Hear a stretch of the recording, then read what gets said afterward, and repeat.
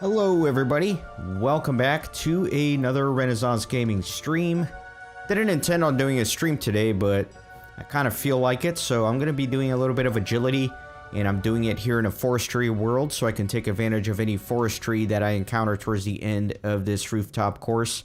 So yeah, that's what I'll be doing, and I do want to let you know that I do have another episode 22 of the series coming out later today. And so this is going to be a little bit out of order because obviously I recorded that episode before this stream. So I will change the order in the playlist once that episode goes live so that this stream comes after it. But anyway, that's about enough of an introduction. I do want to thank all of the channel members, as always, at the beginning of the stream here. If you too would like to become a channel member, you can do so for as little as 99 cents per month. Probably won't even notice it's gone from your bank account, but it adds up on my end. And I got some alerts set up. Let me send a test one so you can see what it looks like. Something like that. Alright, that's enough shilling. That's enough shilling. I hope everybody's having a good Saturday, whether you're here live or watching the replay.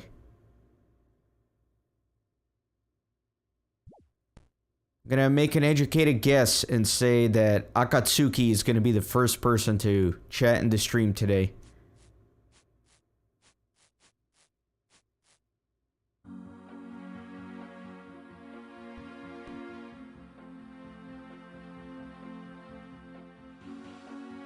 Ah, look at that. I'm correct as always. Welcome in. Hey Yakovo, welcome in as well.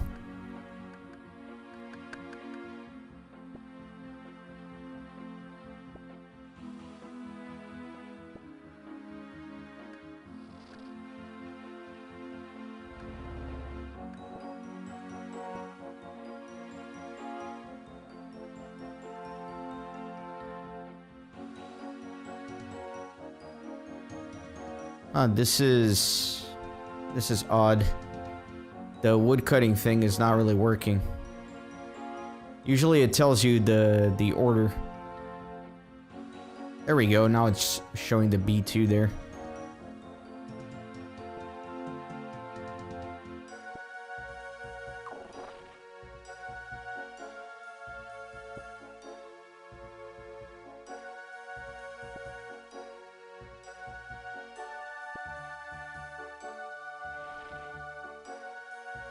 Yeah, this definitely slows down the agility rate, but it kind of diversifies it a little bit with the wood cutting. I think it's kind of worth it.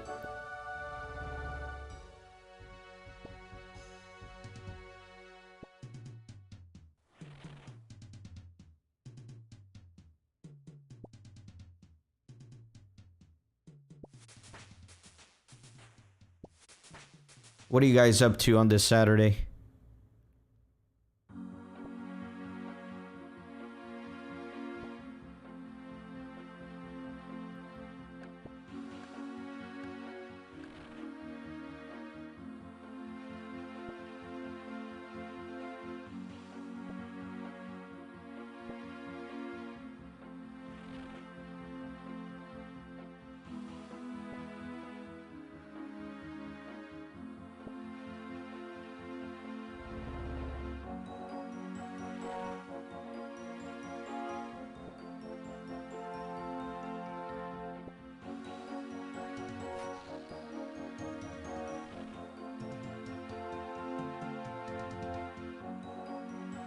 Nice little chunky 2,000 experience drop.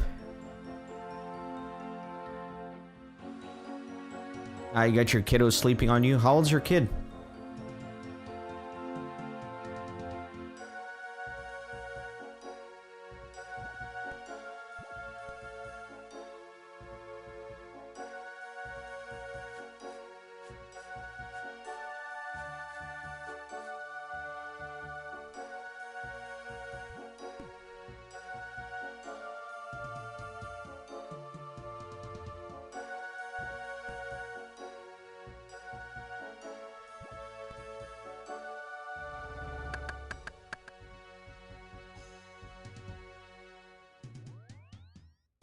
Let me randomize the music.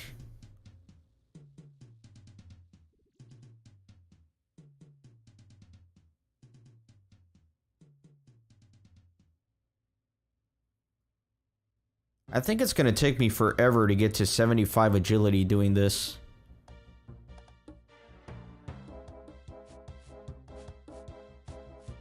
Yeah, I'm at 695,000 experience. How much experience is it for 75? I need to look up an EXP table.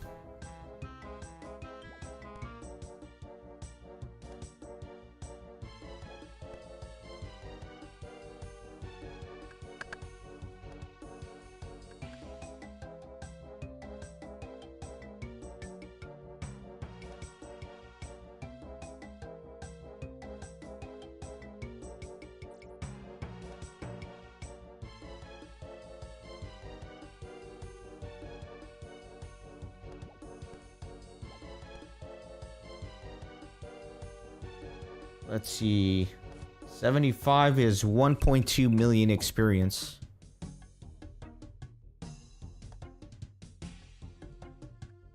So I need about 500,000 more. That's not horrific. I actually thought it was going to be worse.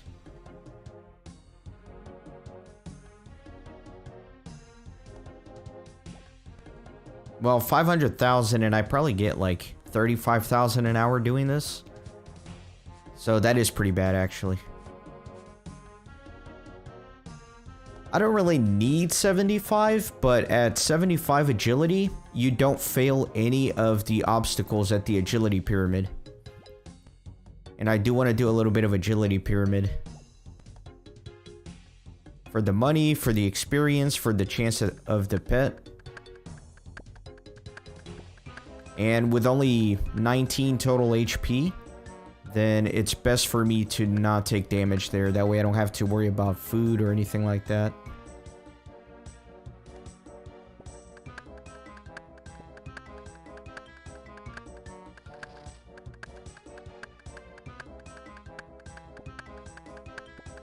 Somebody called out the order here, but I missed it.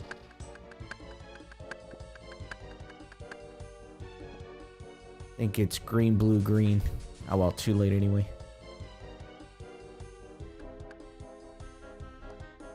Also, agility is something I want to be constantly working on. Like in between everything else that I'm doing, I think every once in a while doing an agility stream is going to be the norm. So I can slowly grind my way to 99 agility.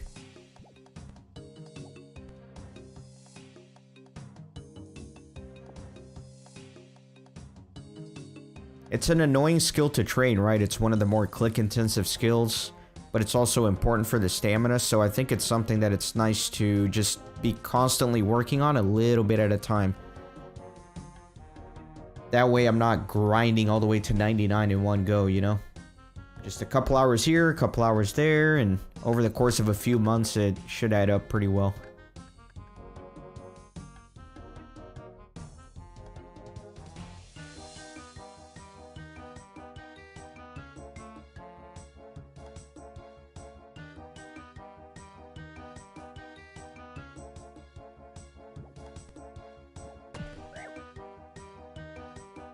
Can't believe I'm still failing these obstacles, man. It's a level 60 course.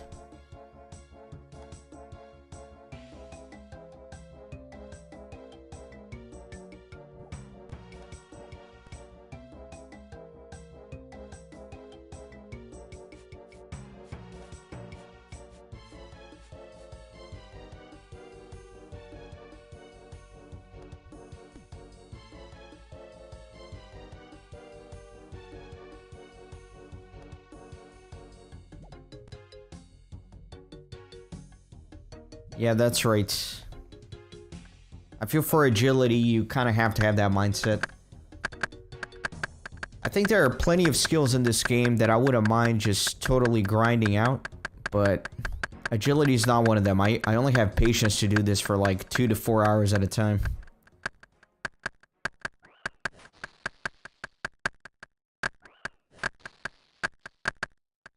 And like I said, it is a little bit more tolerable when I get to break it up with a little bit of the woodcutting event.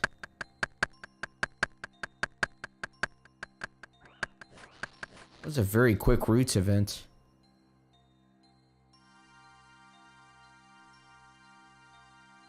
Actually, let me see what else this guy has, because I'm stacking up these anima infused barks. So, yeah, I got the... What does this do? The Secator Blade.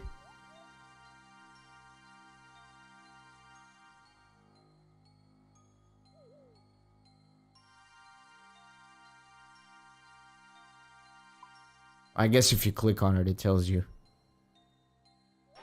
Collect more leaves while chopping trees.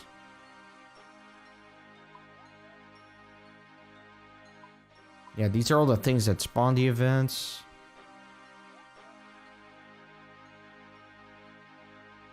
Clothes pouch. Gives you storage for your outfits.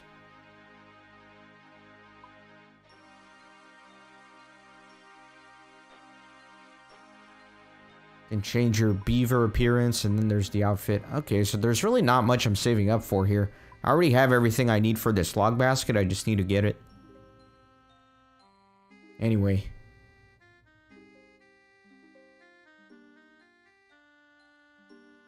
Yeah, the events spawn over here sometimes too, but I'm going to ignore those. I'm just going to focus on the ones at the end of the course. Otherwise, all I'll be doing is woodcutting.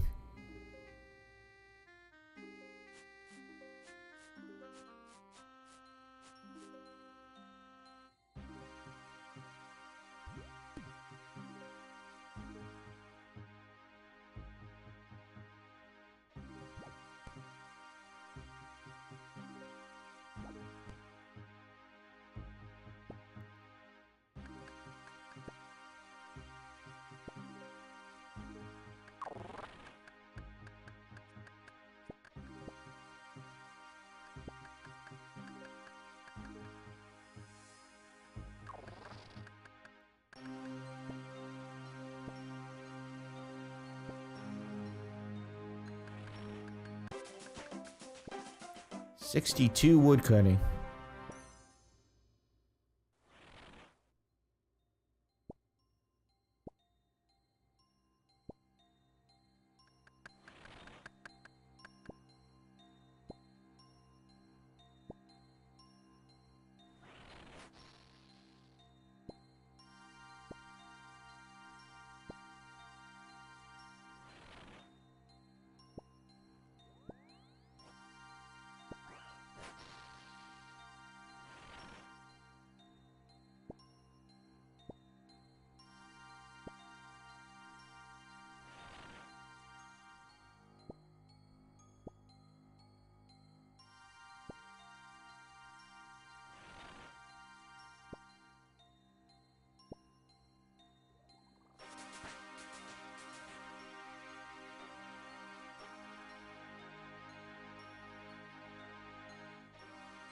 These are spawning a little too frequently. I might just do Twisted Roots and ignore any other one.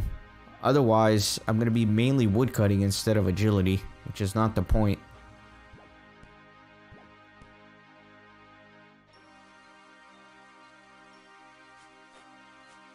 $71 woodcutting is a sweet spot for quests and diaries. Yeah, I think I can easily get there. I haven't really focused at all on woodcutting, but it's already up to 62.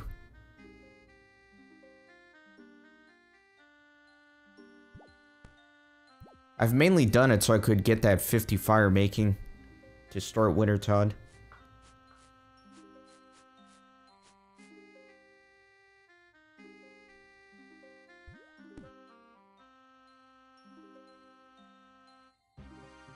Yeah, I think I might switch to just doing Twisted Roots, because I've only done 8 laps of agility. That's not good.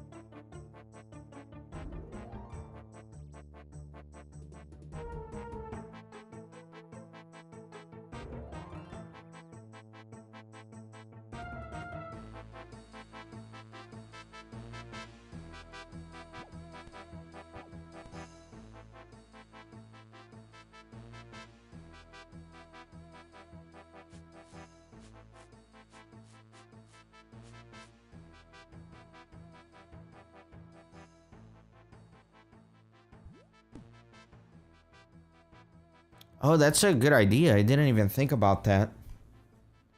If that log basket works for winter, Todd. Huh. Yeah, didn't even consider that, but that's a very good idea. Let me actually get the log basket right now then, so I don't forget it. And then next time I'm at winter, Todd, I can try it out.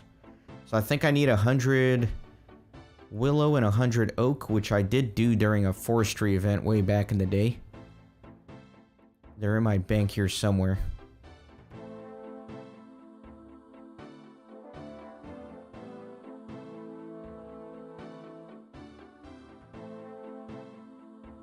I gotta resize this from my laptop stream.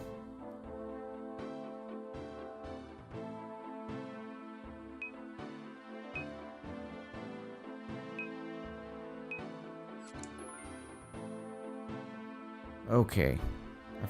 I guess you just click notes and then you can withdraw it as noted. Yes, I need, I guess, 300 of each of these.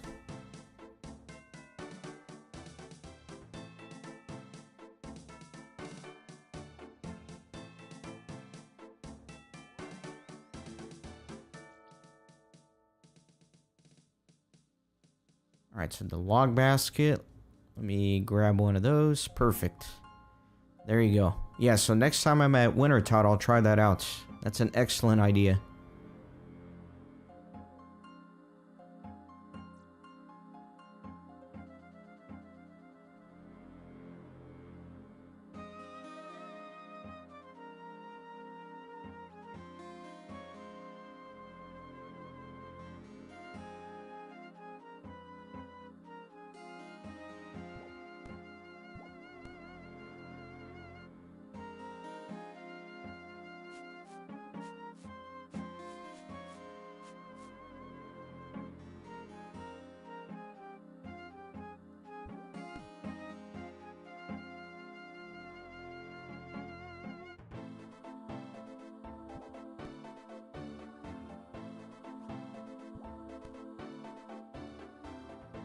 Got a sandwich lady here.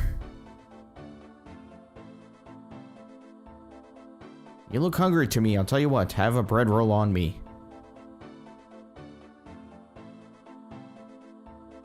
Hope that fills you up. Alright.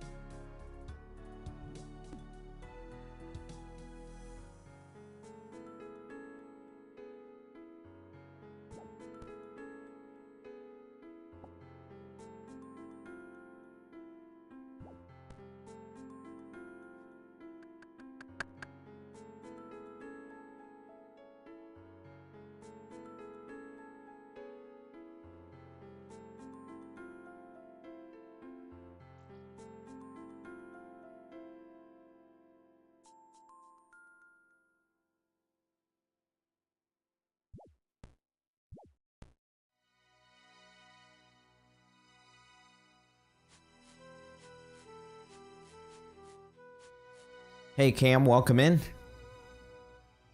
Thanks for tuning in.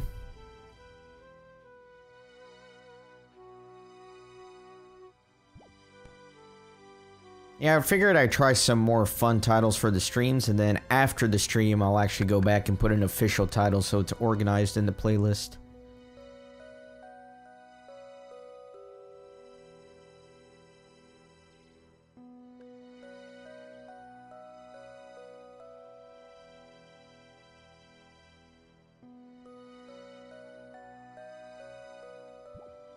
I'm waiting for somebody to pop in when there's a mark of grace on one of the rooftops and all the boxes turn red. And then they call me a scammer saying I'm actually clicking red boxes instead of green boxes. Oh, you like that book reading episode? Yeah, I don't know. I mean, I love creating the content, but sometimes I don't know how it's going to be perceived by viewers. Like, personally, I don't think I could sit through that whole thing. I loved recording it and making it, but as a viewer, I don't know if I'd have the patience for it. But I'm always surprised. Like, for example, the most popular series on my channel is a game called Knights of Honor 2. And it's an absolute blast to play through. But I can't imagine sitting there and actually watching somebody play it. But apparently people really like to. It's my most viewed series.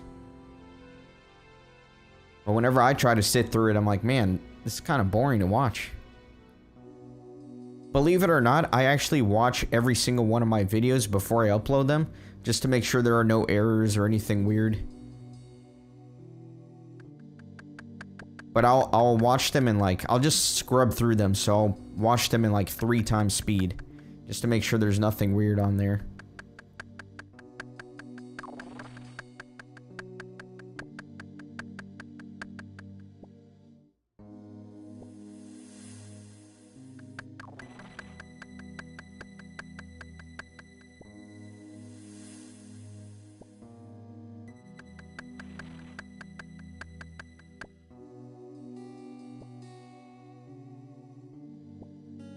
Yeah, it's somewhat similar to Total War. It's like a grand strategy game. Yeah, you're basically in control of a kingdom in medieval Europe and North Africa. And you manage the economy and diplomacy and warfare, and you try to conquer other places, try to get resources, that kind of stuff.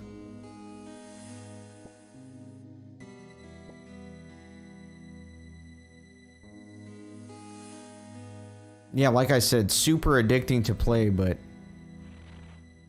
I don't know. I think that whole series was like 45 episodes or something, and they're like 50 minutes each. I just can't imagine sitting through that, but people love it.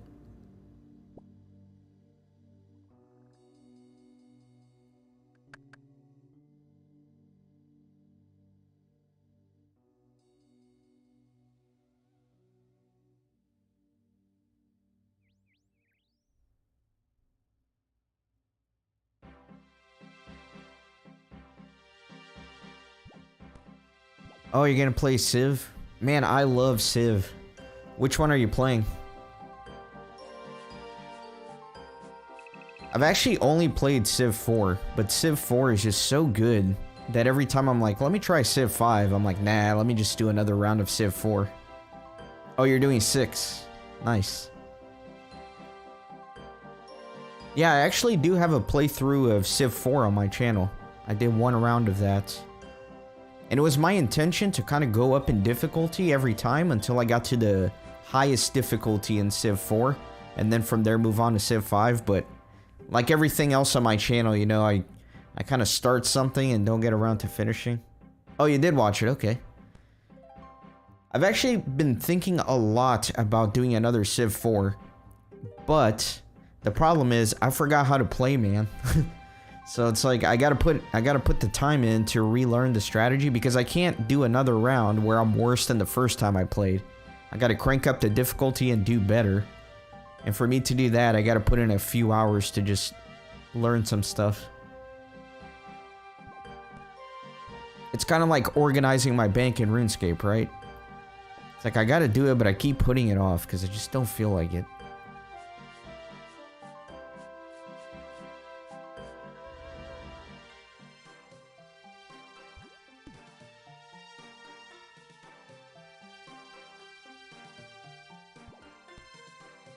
Yeah, like towards the end of that Civ 4 playthrough that I did, you could tell that I had no idea what I was doing.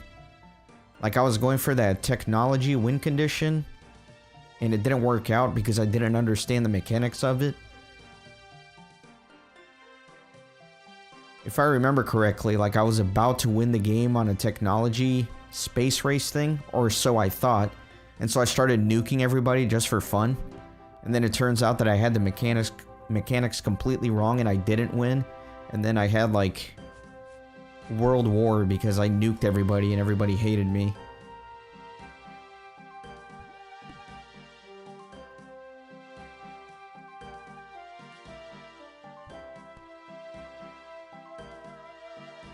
I forget what difficulty I set that to. It's probably like some mid-tier difficulty.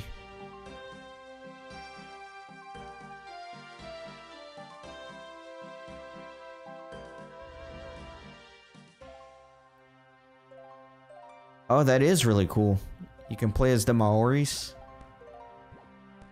So you're just like some Pacific Islander civilization boating around the middle of the ocean. That's really cool. Yeah, I love that game so much. Like I said, I've only done 4, but it's just so great. I love how historical it is. Like you can actually learn a lot about history just from playing that game. And I love that they use music from each time period as well. Like that series is completely demonetized on my channel just because I refuse to mute music or change music from whatever is originally in the game. And like every track that plays is obviously copyrighted, but it's such good music. Well, actually, I don't think it's demonetized. I think they completely spam it with ads, but all that ad goes to like the music owner.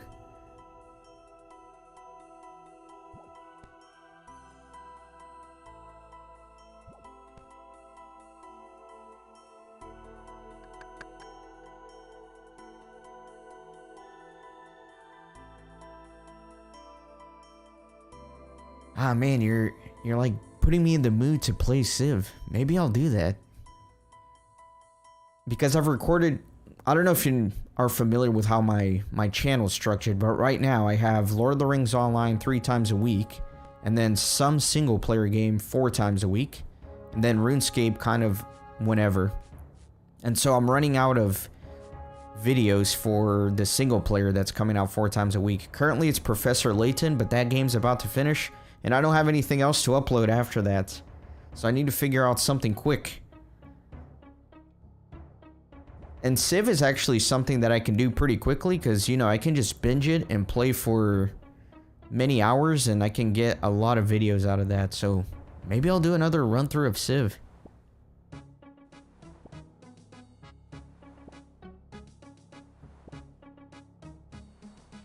Maybe I should just suck it up, sit down, read some strategy, relearn the game, and just do it.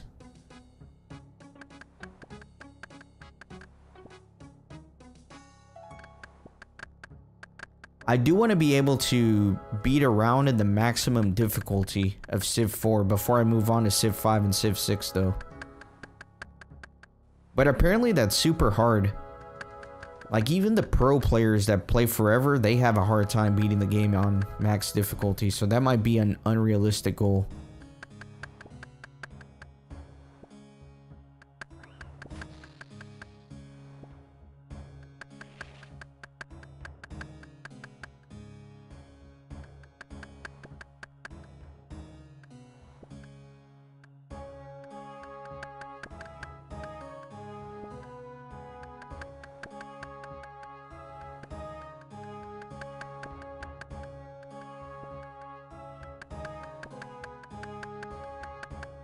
Arbius, welcome in.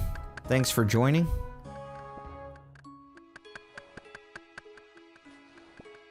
Yeah, right now I'm clicking yellow boxes, so sorry if you feel deceived, but I'll get back to the green box clicking momentarily. I've actually found that training agility here at Seer's Village on a forestry world, so I can do the forestry event here at the end, Makes it a little bit more tolerable. That way I break it up a little bit. And I know I'm repeating myself to people who have been here already, but I like to tell the newcomers in the stream what's going on. But yeah, there you go. There's some green box clicking.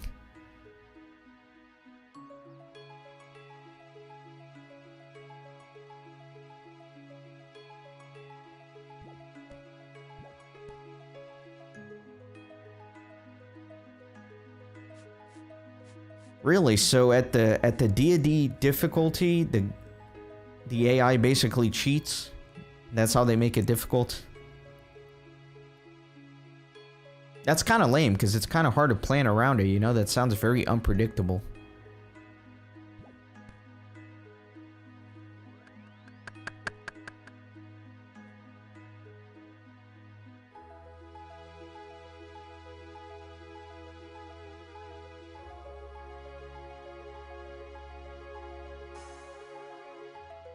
Yeah, I forgot the max difficulty is called deity.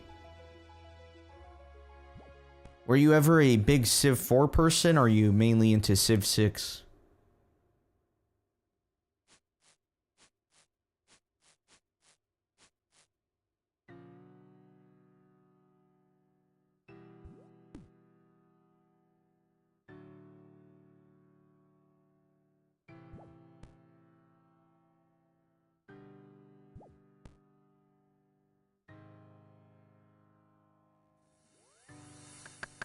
Okay, fair enough.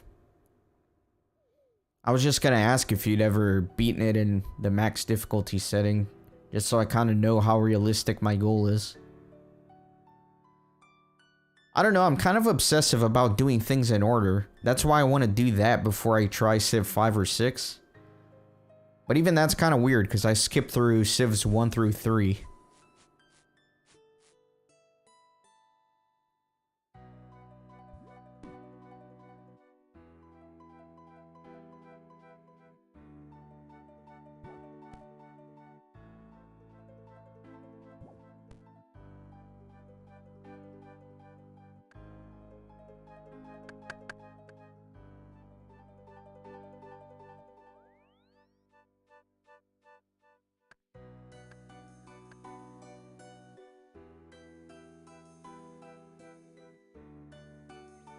I wonder if there's a Civ 7 in development, because it's been a while since 6 came out, right?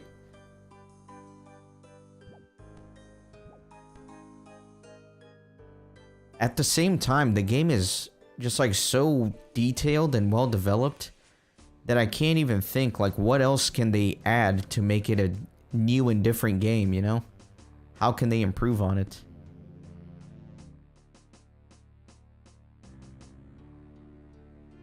Civ 7 better be the best game ever made. They have a good track record, man. Ever since Civ 4. So 4, 5, and 6, they've been spectacular. So I definitely trust them. But like I said, I just don't know how they can improve it any further.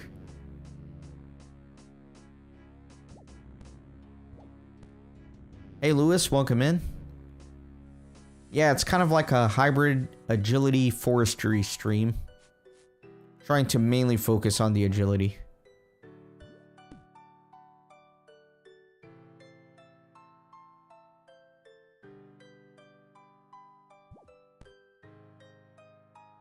Yeah, right here, once you finish the course, sometimes there's a forestry event that spawns, so I might do those.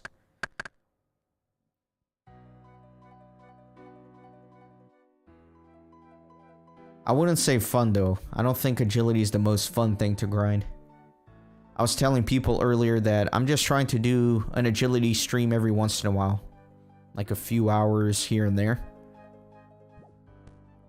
I can't do just like straight agility for 10 hours or something.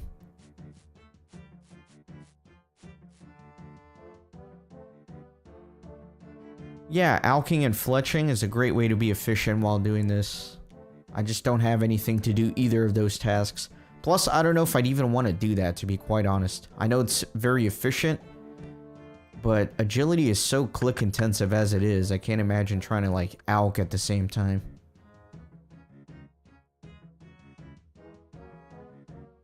I'd rather take it a little easier.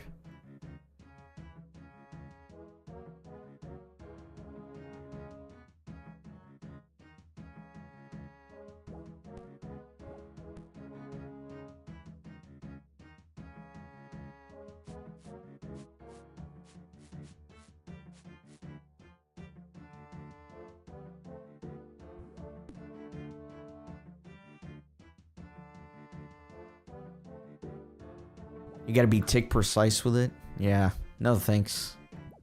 Maybe one day, maybe one day. Even as it is, I'm not very efficient, you know? I'm kind of like a lazy agility trainer. I'm not very focused on making sure I'm hyper optimized.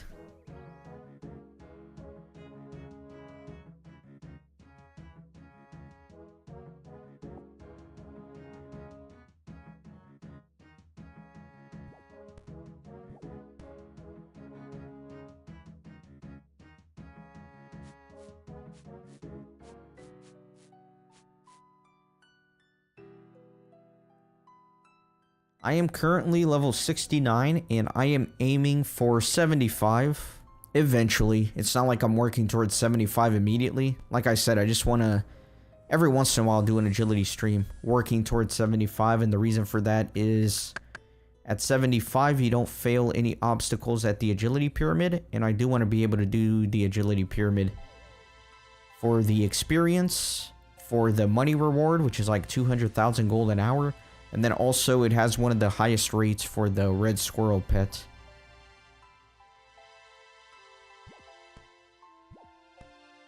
So yeah, 75 agility is 1.2 million experience. And I'm at about 720,000, so still got a long way to go.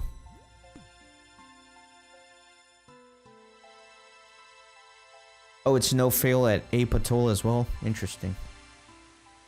I know that at level 70, I can go over to... What's that place called? This place. I don't know how to pronounce that. Polnivnich. There's a rooftop course there that's a little bit better experience than here. But I don't know if I want to go all the way over there. I haven't done much in the desert so far.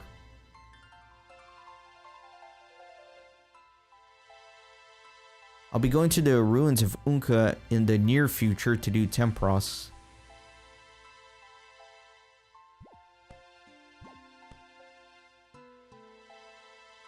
I think if you have the hard diary teleport here for Seer's village, you actually get better experience here than you do over there. But with just a vanilla way of doing it, like I'm doing it, it's a little bit worse experience.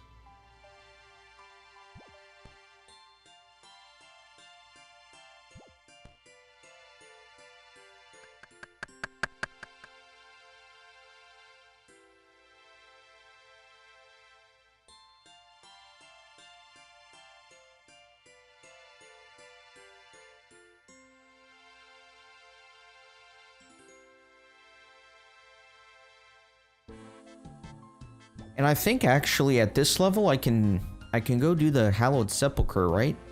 I can already start doing that.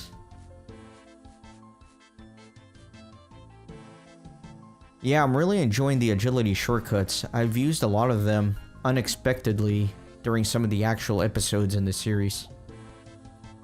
And that's been nice.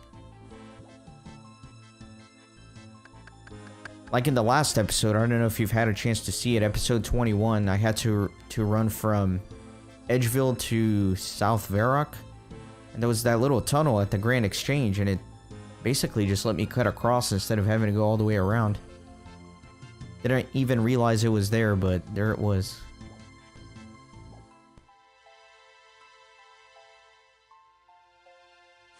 It's especially useful for me, since I still can't teleport anywhere.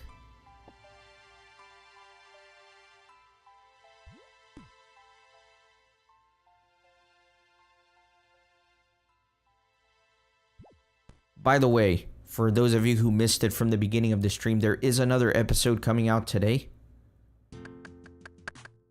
And I'm actually doing the Temple of the Eye quest in that episode. So then I can do Guardians of the Rift and get runes, so I can finally teleport.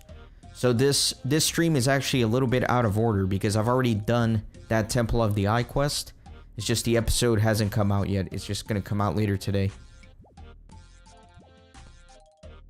So you'll actually see that my rune crafting is 27 from doing that quest.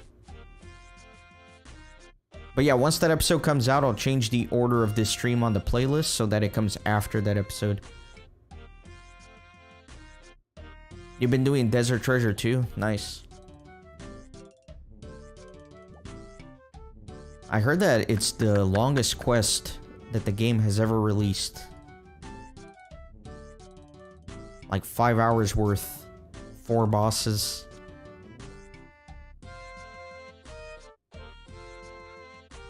Hey Infinity Gamer, welcome in. Yeah, Lewis, I saw a video just this morning of some guy that got... Apparently you get like a piece of a scythe from each of the bosses, and it's very rare. And if you get all 4, you can combine them and make a weapon. And apparently the first person to get it realized that the developers made an error and it was completely bugged. So he was hitting people for like 200. It was crazy. He was out in the wilderness just like one-shotting people, and they were asking what was going on. Yeah, Soul Reaper Axe, something like that. He was streaming it and the devs went in his stream, so they hot-fixed it within like 2 hours, but it made for great footage. You should look up the videos sometime, because it was really funny. He was just like melting people. He started doing some bosses and just setting world records on times, and then went to the wilderness and was just smacking people for like 150.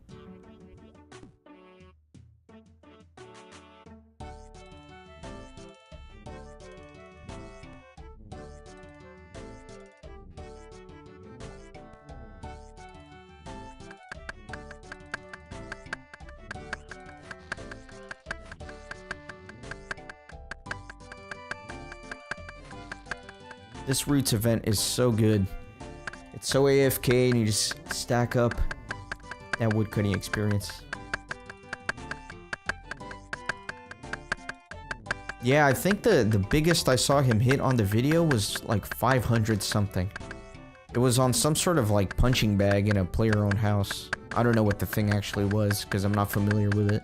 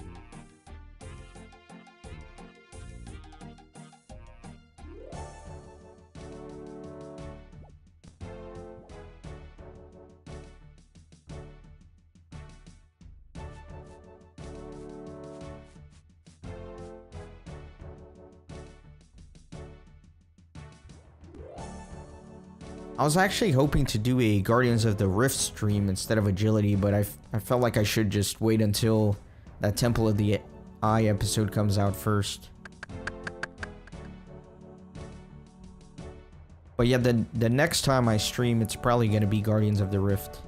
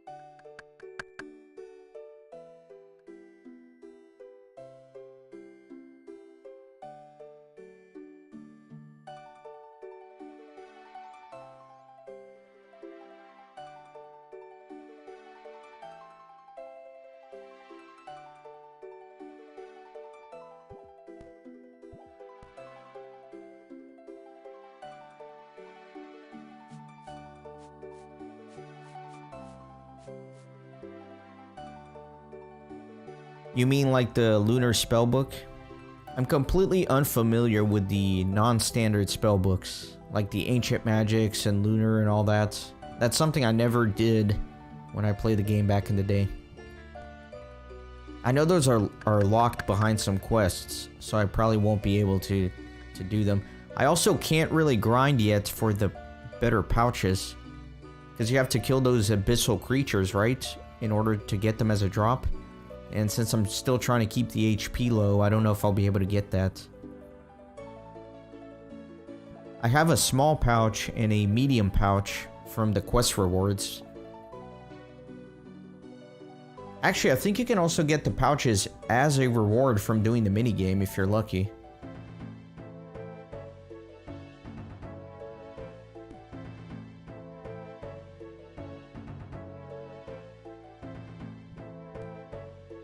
Okay, he lets you contact the Abyss Mage from anywhere, but I'm assuming you need a lunar spell for him to let you do that? Is that what I'm inferring?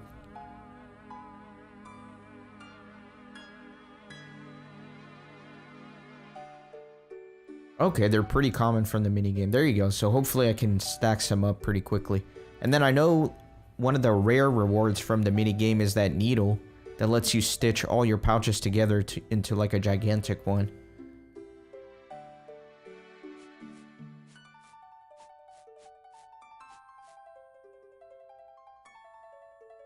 So if I don't have the lunar spell, I have to go to the Abyss, so I have to go to that mage at the level 5 wilderness and teleport. Is that how that works?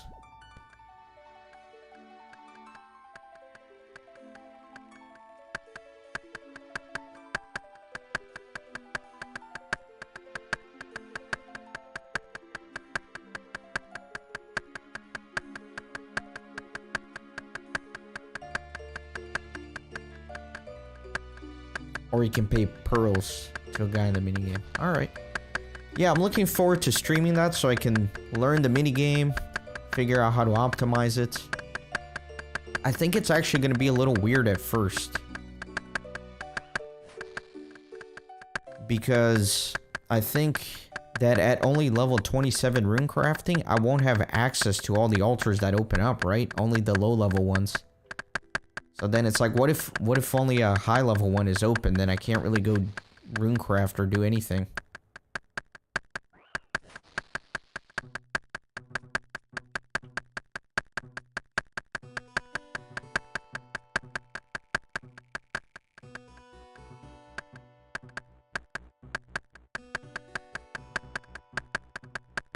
But I feel like even just doing a few rounds at low level, that will give me a lot of rune crafting experience, so I should be able to get to the higher levels pretty quickly. There's always an element altar open. Okay, so even if I'm low level, I can always go craft something. I just can't optimize. Okay, very good. Yeah, I think the milestone that I'm looking for is 55, so I can do law runes. Because those are really the important ones. Those are the ones I'm after. So I can teleport. That's the whole reason I'm doing this, is for teleports. Obviously, I need to grind that minigame out eventually for the rune crafting and all the rewards, but the primary goal right now in this early game stage for me is just having plenty of runes to teleport around. Especially so I can do farm runs while I'm doing Wintertod.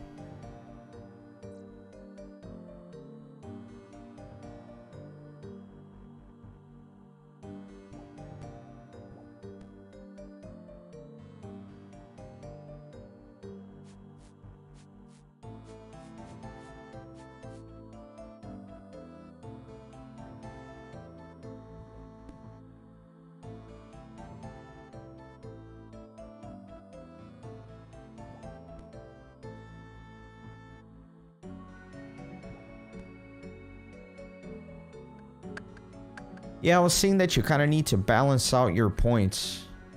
Like, you want to keep the catalytic and elemental points as close to a 1-to-1 ratio as possible. But that's nice that it carries over between rounds. That I did not know. So yeah, I guess that strategy makes sense, to just focus on elemental ones early on, stack those up, and then when I unlock the catalytic ones, focus on those.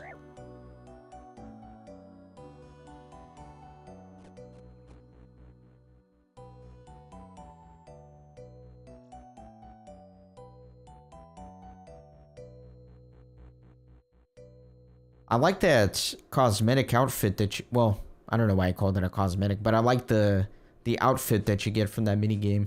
That rune crafting outfit, I think it looks real nice. And it seems very useful too, right? Because you get like a ton of extra runes when you craft.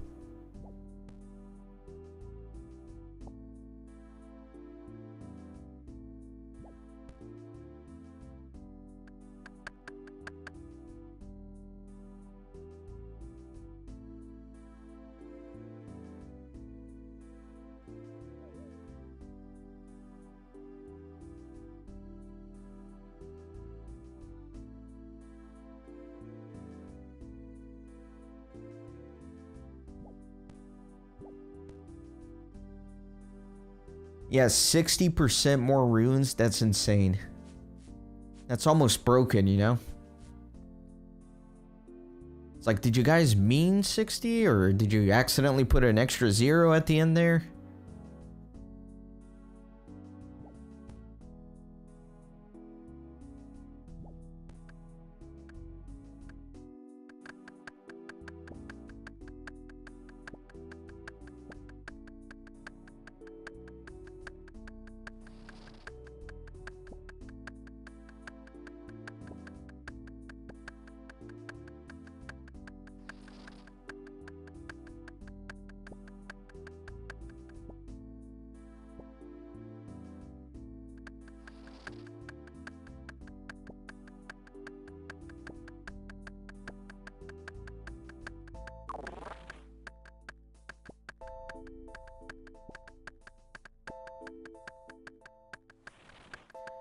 Yeah, I definitely know it's not a typo. I was just kind of making a joke because it seems so overpowered, you know? So I was just joking that, man, did the developers really mean that?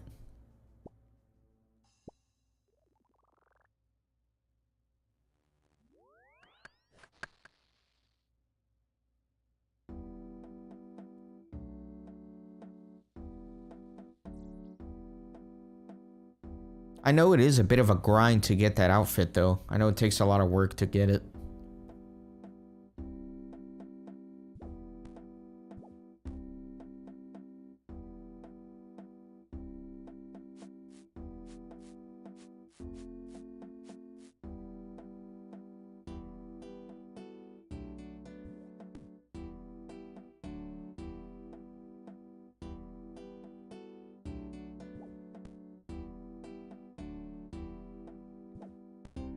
Wow, 15 hours and only 2 pieces. Yeah, so you definitely got to put the work in for it.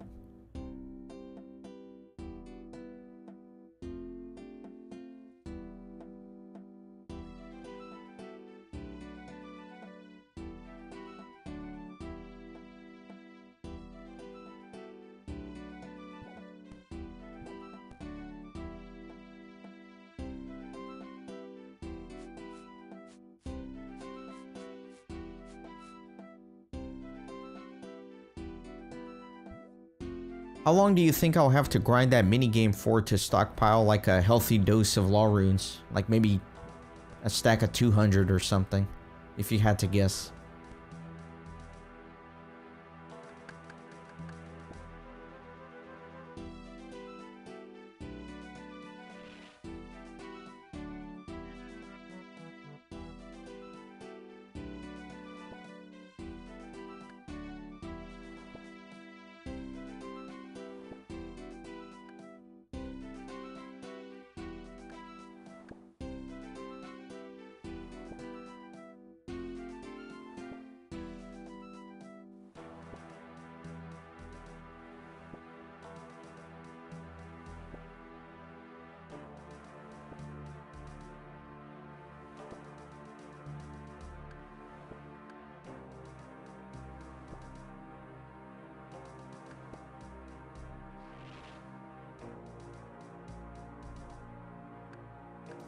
30 to 60 every time I go there.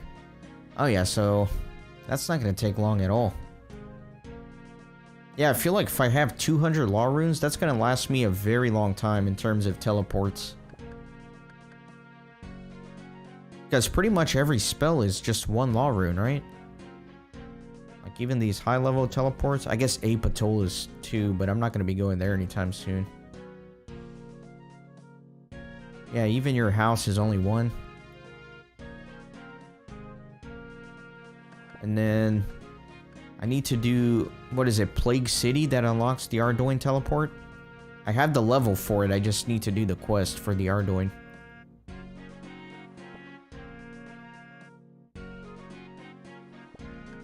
Yanol is 2. I didn't even know there was a Yanol teleport. That must be like a high... What magic level do you need for Yanol? I don't even see it here.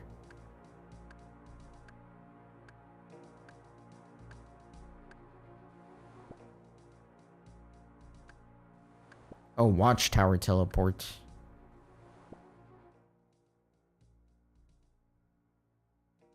I still don't see it. Maybe I'm blind.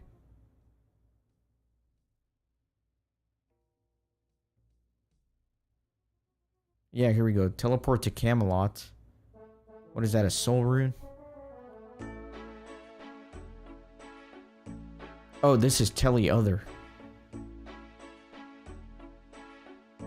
Anyway. It's enough distraction. Yeah, 200 law runes. End of the day is gonna last me a long time.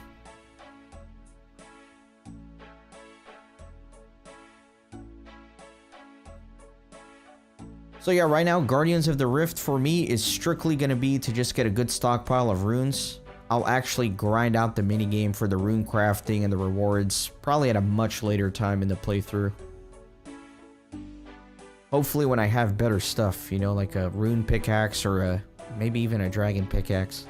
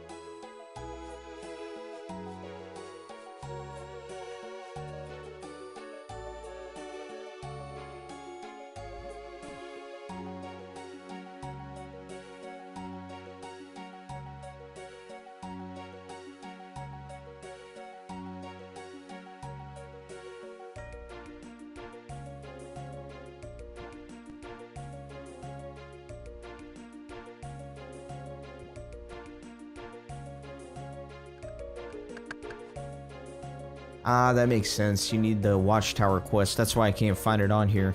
It's because it's literally not there.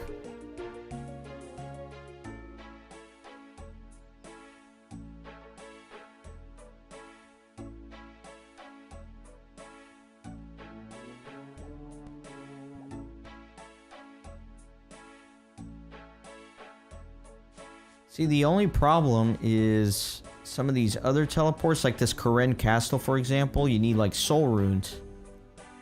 And I'm not sure where you get that, but I know you don't get those at Guardians of the Rift.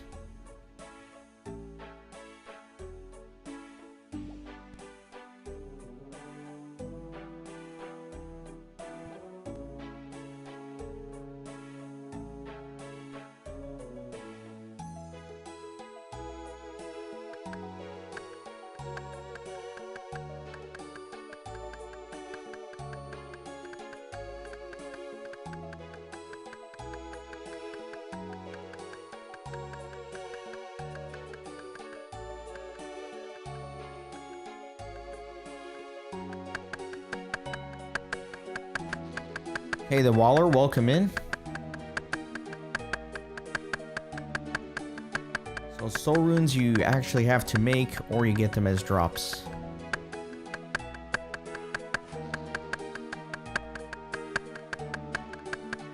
What's the most efficient way? Is it making it, or is it just grinding some mobs?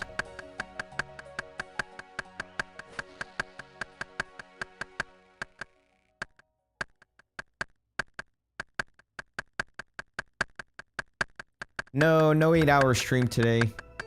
I'll probably stream for another hour and a half or so. I actually did not plan to do this stream. I'm sorry to everyone who's been here that I'm repeating myself, but I have another episode for the series coming out later today, where I do the Temple of the Eye quest. And so I was trying to not stream until that episode came out, so things are in order. But then I kind of felt like it, so just doing a casual agility stream.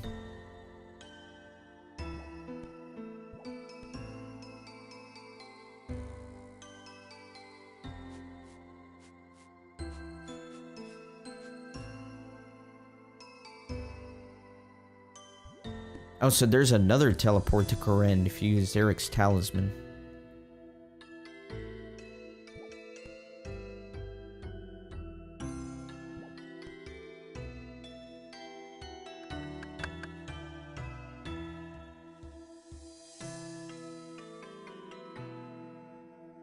You're working on your rune crafting? How are you doing that? Are you actually crafting, or are you doing Guardians of the Rift?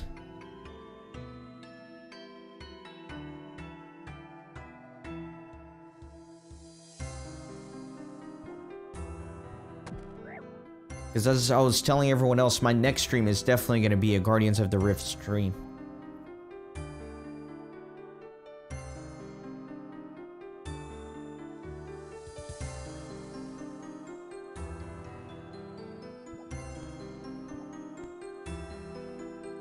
Okay, so you're doing the old-fashioned rune crafting. You're actually doing the skill as it's intended.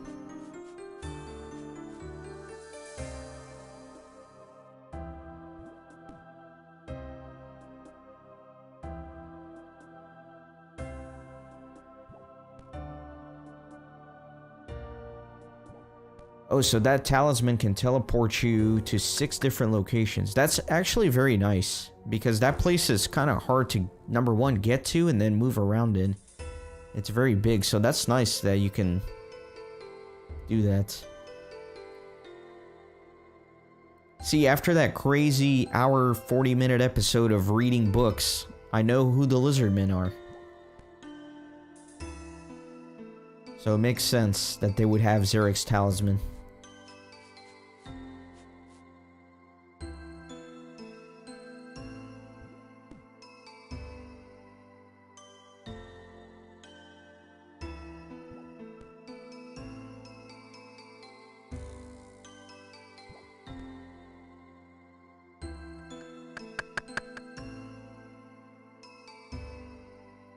You'll probably join me at Guardian? Yeah, for sure. Whenever I stream it, I'll let you know what world I'm in. At first, I'm gonna be pretty bad at it, obviously, until I kind of get the mechanics down. It seems simple once you know, but there are a lot of different elements to that minigame, so it'll probably take a few runs for me to get used to it.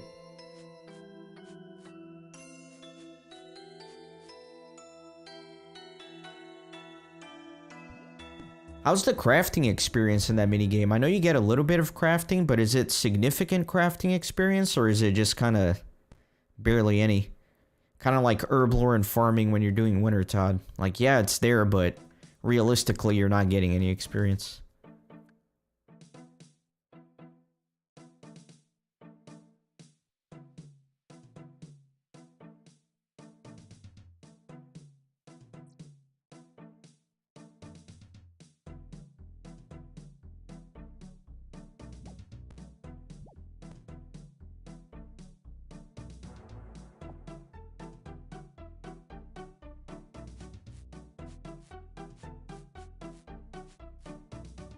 $3 to $4K experience an hour. Yeah, that's not that great, but it's something.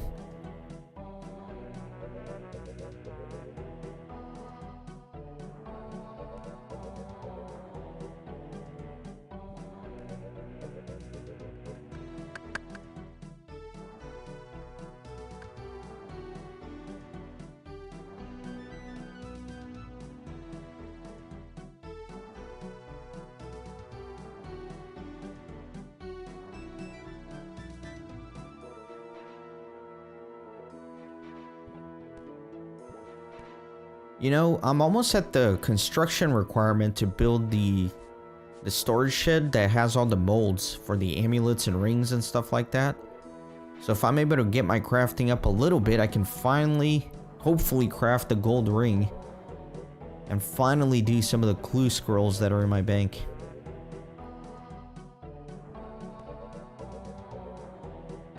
What is the crafting for a gold ring? 5. Okay, perfect. Yeah, see, I can already make that. I just need the mold. I think it's like 44 construction in order to be able to build it. So that'll be good.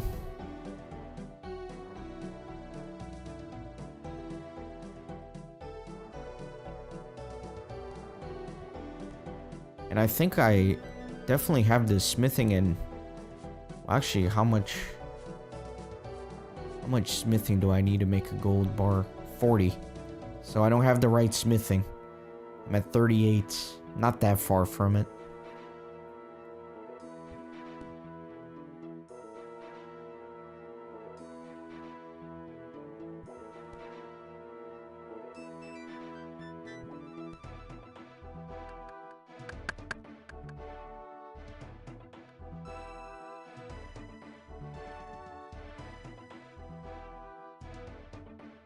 I wonder what I should smith for 2 levels to get to 40. I want to smith something that's going to have some utility for this account instead of just random smithing. I guess I could always do arrows, right? Because I'm going to need plenty of those.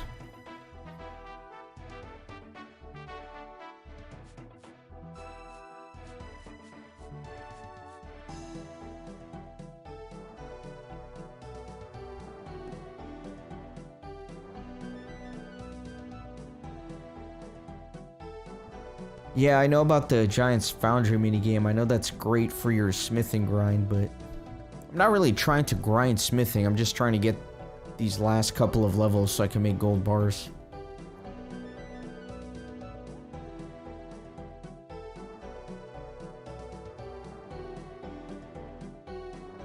Maybe I'll just grind Ruins of Camdazal for a little bit longer, because I still need to go do the vault.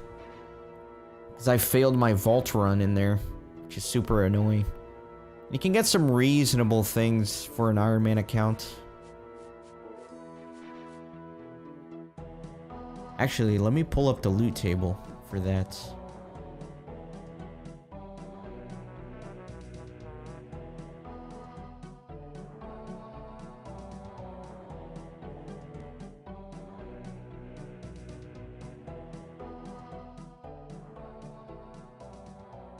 Sorry, I'm averting my eyes from the chat for just 1 second as I pull up the loot table for Ruins of Camdazal vault runs. Yeah, you can get some decent stuff. So, lots of ore.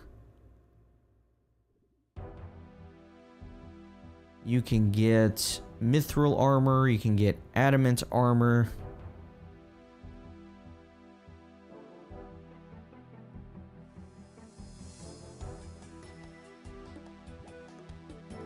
You can even get law runes. Not bad.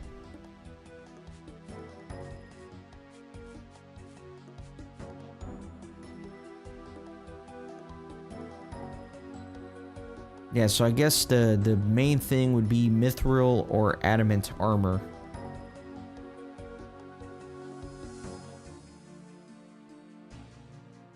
Okay.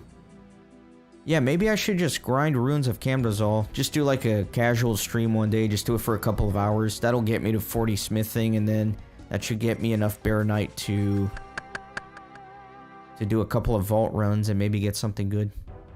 70 agility. How far ahead am I in the Lotro series?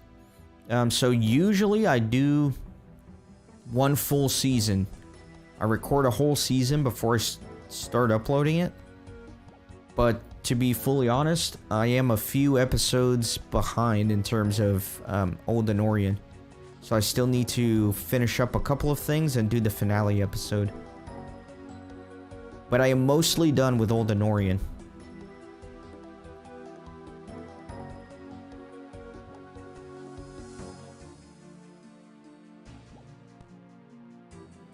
I know for sure it's not as fun to have it pre-recorded that much. I know it's more fun to kind of have it a little bit more live, if you will. But it's very challenging to do that, man.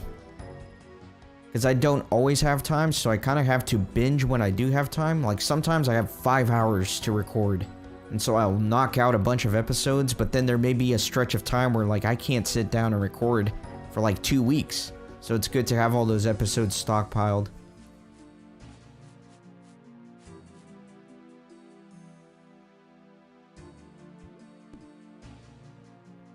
RuneScape is the only series that I'm kind of uploading as I go.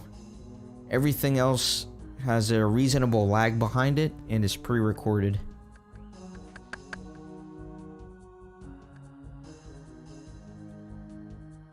Yeah, I noticed the 4K made a big difference. Like if you just pause the video, it doesn't look that different from the 1080p, but you really notice it when there's movement.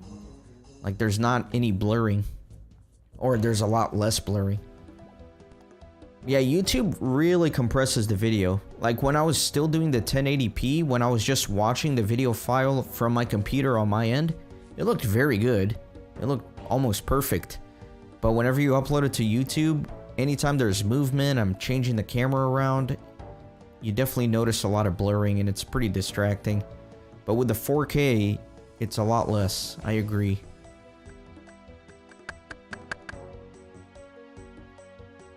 I've been doing RuneScape in 4K too, but I don't know if it's even worth it for this game. But whatever, it doesn't change much on my end. Actually, I take that back. It's a giant pain to edit these 4K videos. I don't want to get too technical, but whenever I'm editing the 4K in Adobe Premiere, it has some issues with the preview. Like when I'm previewing the video, it doesn't load well, and then the audio won't load, and you gotta wait for it to buffer. So it actually makes editing a little bit more difficult, but I totally think it's worth it.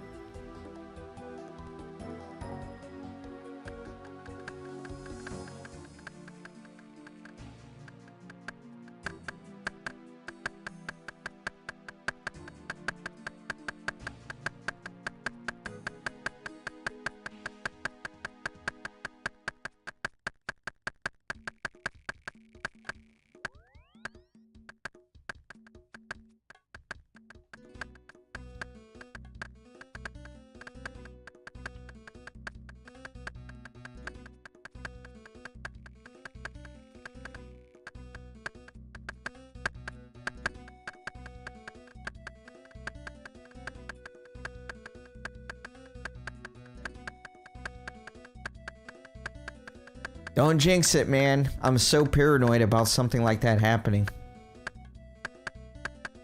I specifically remember there was one episode, I don't know if you remember this because it was a long time ago, but in the North Downs season, way back in the day, I had a power outage. My power went out mid-recording and I lost the whole file, and it was like right towards the end of the episode too. Like I had been recording for about like 30 minutes, the power went out, I lost the entire episode. And then what I did is I artificially recreated all those quests. So I basically redid the episode, but instead of actually talking to the NPC, I would run up to them and then I would edit in like the quest dialogue box from the Locho wiki. So that was like the biggest problem I had.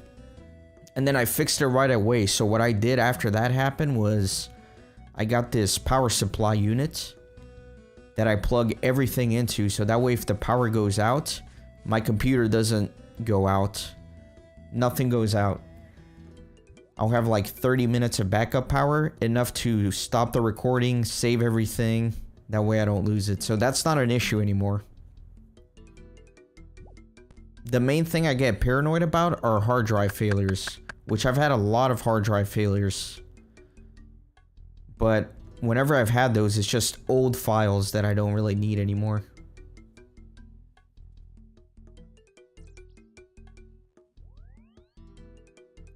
I also I had a hard drive failure way back in the Renaissance gaming days, before I started the Lotro series, so when I was still just doing single player games. And I did lose a lot of projects that way.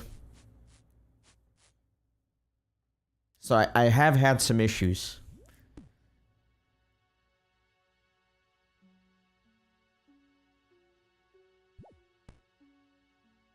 What I'm actually about to start doing, I just got these in the mail actually, is I bought a USB CD drive. And I bought some M discs. So I can start backing up data on actual discs. It's like the most reliable way to store your data. That way you're not like doing a cloud service. Because you never know with that. Plus you got to pay a fee for that. And then hard drives, they fail all the time. It's just inevitable. But with these M discs, you can just burn stuff onto them, store them, and they'll last a lifetime. Unless they're physically destroyed, which is very hard to do. Even if they get like a really bad scratch, you just put like toothpaste on that scratch and it fixes it. So yeah, I'm starting to back up all of the old series into M discs.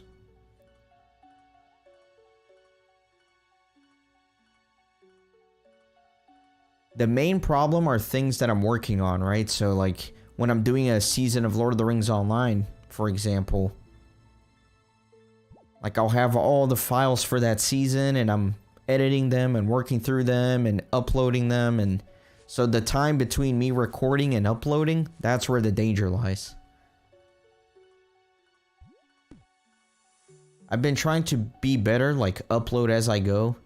Like record 5 episodes, edit those 5 episodes, upload them, and then record the next 5. That's kind of what I've been trying to do. I haven't been the best at it. Sometimes I'll just binge and record like 20 episodes before I start editing, and I really should avoid doing that.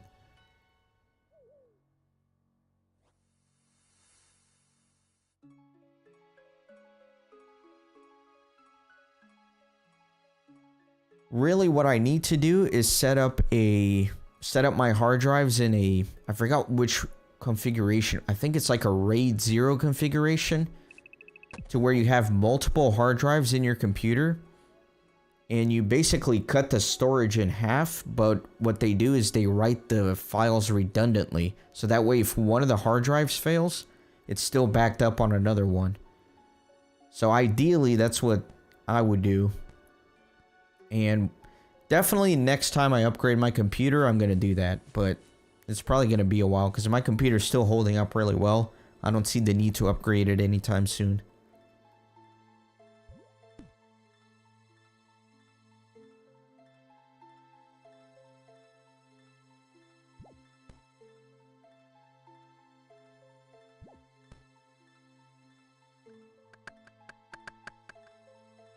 But yeah, I think the safest thing to do, the good balance for safety and convenience for me, is just not stockpile up too many videos, you know?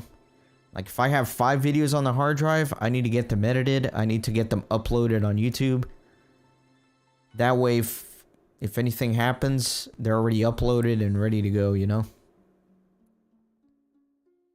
And if God forbid there's a disaster, worst case scenario, you know, I have to figure out what to do with maybe 2-3 videos.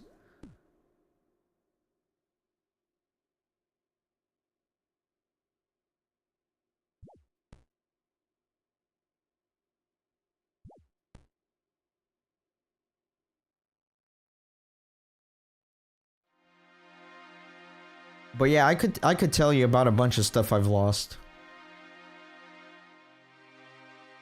Way back in the day, I was doing a Let's Play of Yoshi's Woolly World.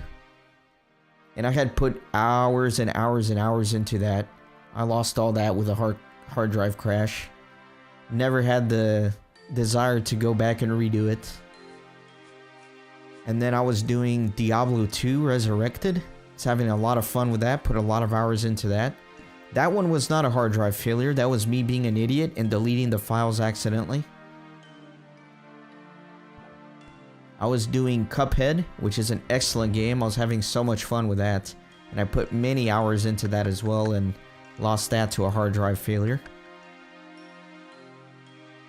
I'm a lot more careful with the Lord of the Rings files though, because you can't go back with those, you know?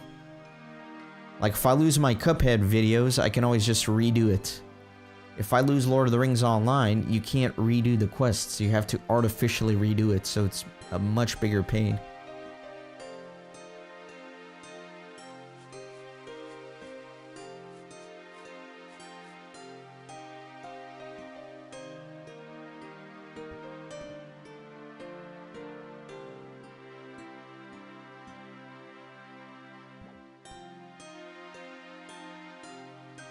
And one time, way back when I first started the channel, I had a catastrophic hard drive failure, so I lost like all the important stuff. I lost all the branding stuff. Like the logo, the animation for the logo, the Photoshop files for the logo, everything. I lost it all. And so I actually paid a ridiculous amount of money to actually have that hard drive sent out and fixed by a professional data recovery company. And I was super impressed that they were able to get everything back.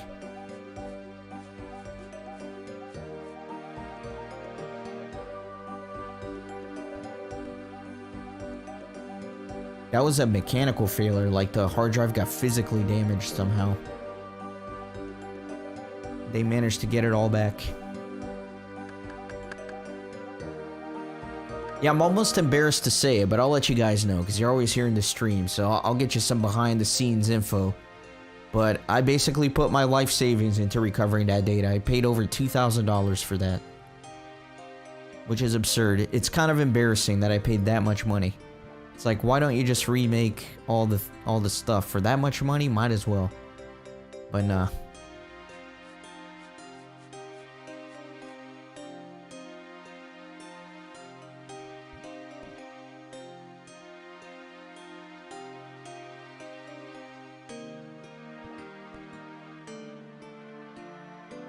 Yeah, damn is right. I don't know what I was thinking. But you know what? It worked out in the end.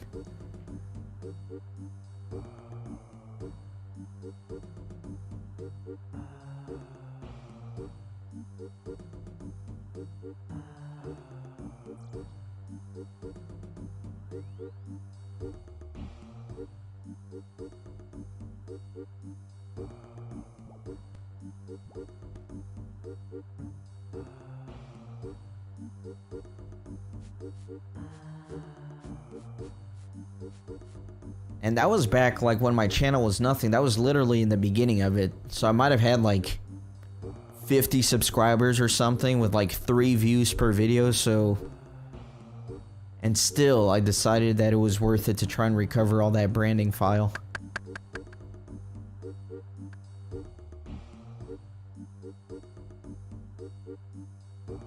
Yeah, I would definitely say so, Louis. I try my best to take this seriously and do the best job that I can. Obviously, I'm not perfect, but I certainly wouldn't criticize my effort. I do try very hard to make things as good as possible. This is another thing that probably nobody knows, but the little music that I use in the intros, when I first started the channel, it was not that. Like, I had a different little monk chant on there. And then once I actually started getting more into the channel, I realized, you know, I should probably figure out if I can even use this music, like, legally, or if it's copyrighted or something. And then I found out that it was copyrighted, and I reached out to the group that, like, recorded that chant and kind of let them know the situation, and they were not cool with it. They said they would do it if I paid them, like, royalties, but they weren't cool with it. And so what I had to do is, thankfully, I still had all the videos that I had uploaded. So I went back and I re-edited everything. I took out all the intro and put in the new intro with a new copyright-free song and remade all those videos. I took down everything I had and basically restarted the channel. So, like, my first few Let's Plays, there were, like, The Legend of Zelda, Gauntlet, Dark Legacy, Stronghold Crusader, all of those. I had them uploaded. I had to delete them all and then re-upload with a new intro. So right now, if you were to look at the history of my channel, the first video I have is The Legend of Zelda. And whatever the upload date is for that, the actual initial upload date was probably like a whole year before that.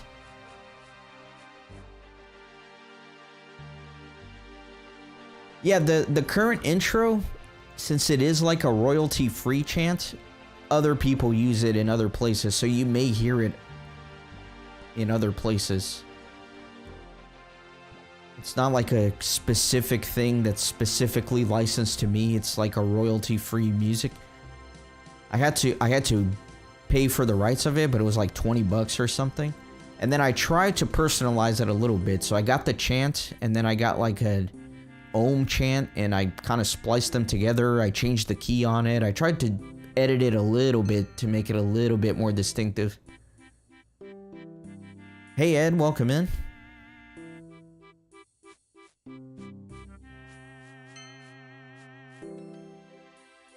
Yeah, so Lewis, somebody told me that they heard that chant in Elder Scrolls.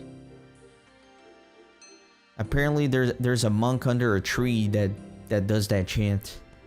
Or something, I don't know.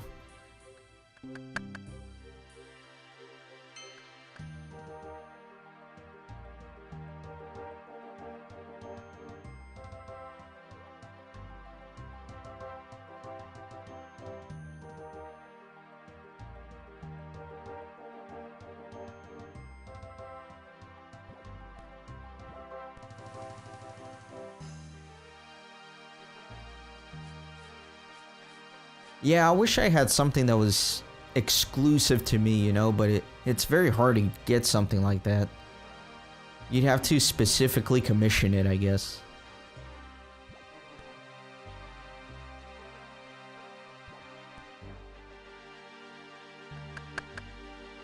And at the time I started all this, I was a broke college student, so there's no way I was gonna do that.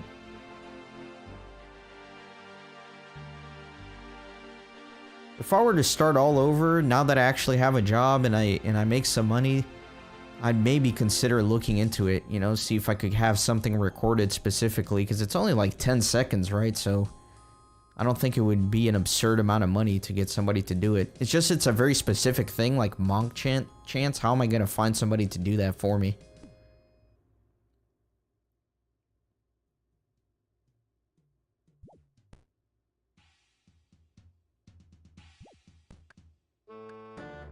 Oh, you're going to start Desert Treasure? Are you going to start, or you already started and are just going to continue?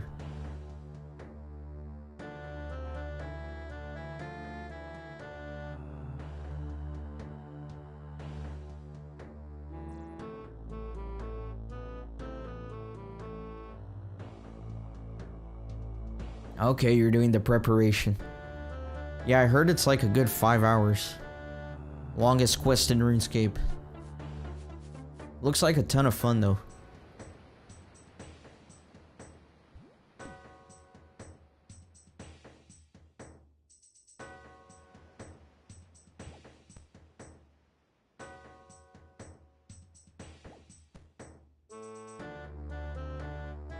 I'm trying to figure out what I want to do whenever I get to those really long quests.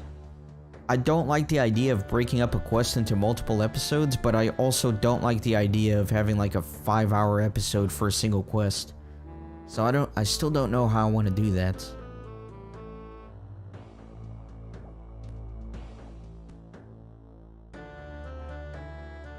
Level 500 plus monsters, wow.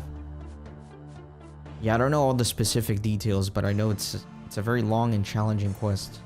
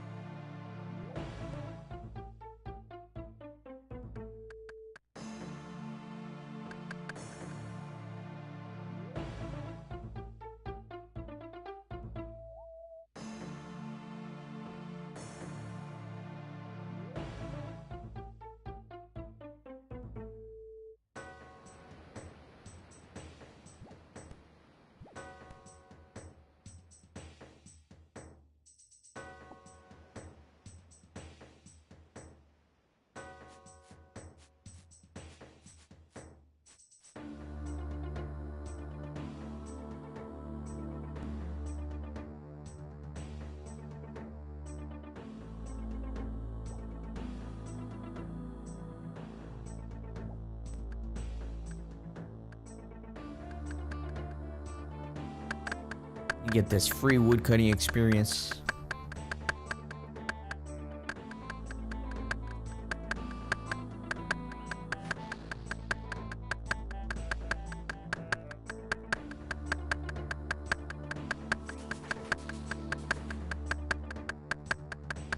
"97 combat, taking on level 500 plus monsters."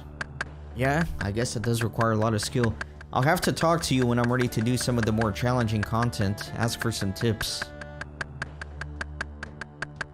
Hopefully you can help me keep my hardcore status as long as possible. Although I would never put that responsibility on you, you know, if I were to lose it.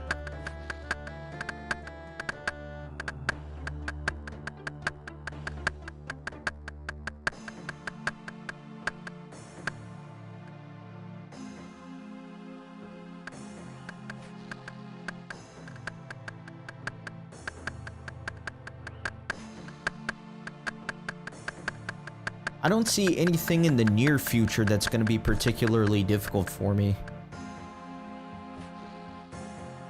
I think everything that I've personally played in the game so far, I know I can do without dying. Like Dragon Slayer, no problem. I think like the most advanced quest I've done, if you will, was probably Monkey Madness.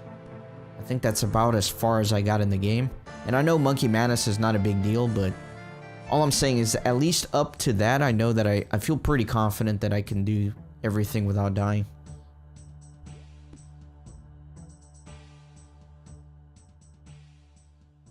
Instant kill mechanics. See, that will make me a little paranoid. It's like if you're a second late with your prayer flick, it's all over. No room for mistake.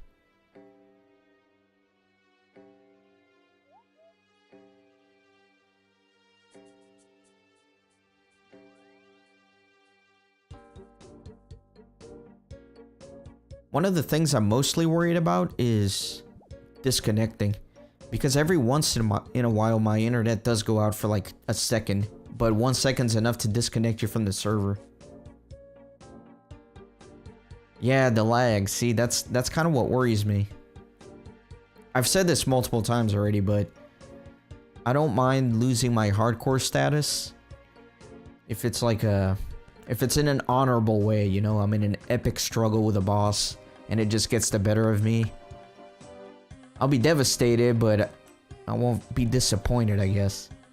But if I lose it to something stupid, like my internet connection goes out and a level 30 zombie beats me, that'll be very annoying.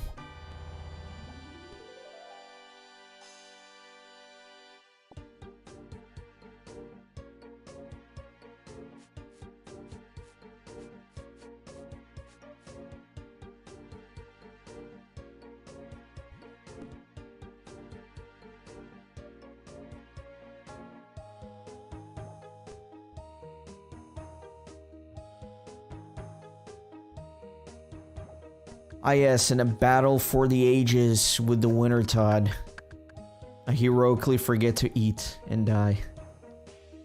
No, I'd be disappointed with that. That would be embarrassing. Yeah, Lewis, I saw that. I need to get the details on that. It's like my bank, right? Every episode I say I'm going to organize it and I don't. So I'm saying here that I need to look into that teleport ring that they added in case you disconnect. But I need to do that before it actually becomes an issue.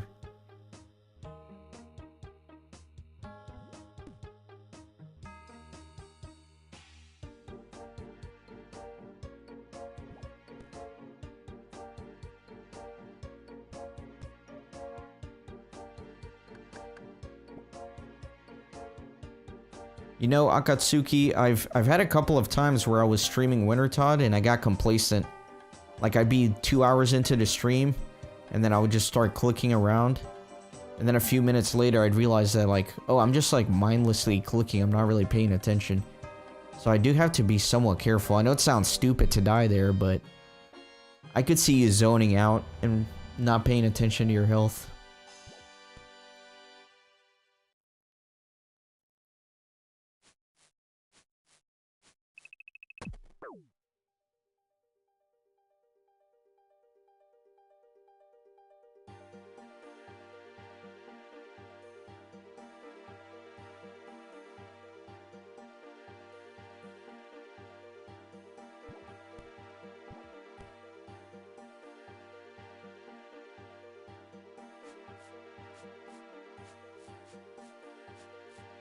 I notice it can be pretty easy to lose track of your HP in Wintertod if you're doing the group without Entity Hider on, because you can't really see when you're taking damage. You just have to hear it on the sound effect, but a lot of the times I don't even have my headphones on, I'm listening to something else.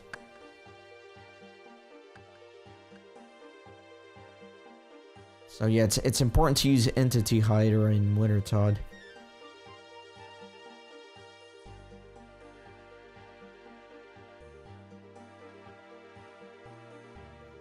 Wait, I thought Fight Cave was a safe death. That's the Fire Cave thing, right?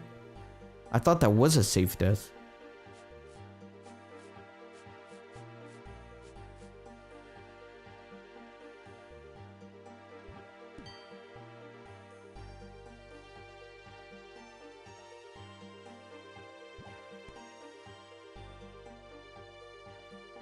It is not safe. Ah, dang it. I guess the person who told me it was a safe death was thinking of RuneScape 3 then. Oh, that sucks. Well, I'm glad you told me that. I know that's very far away, but it would be kind of devastating for me to jump in there and be like, alright, let me learn this thing, and take a casual attitude because thinking that if I die, it's fine.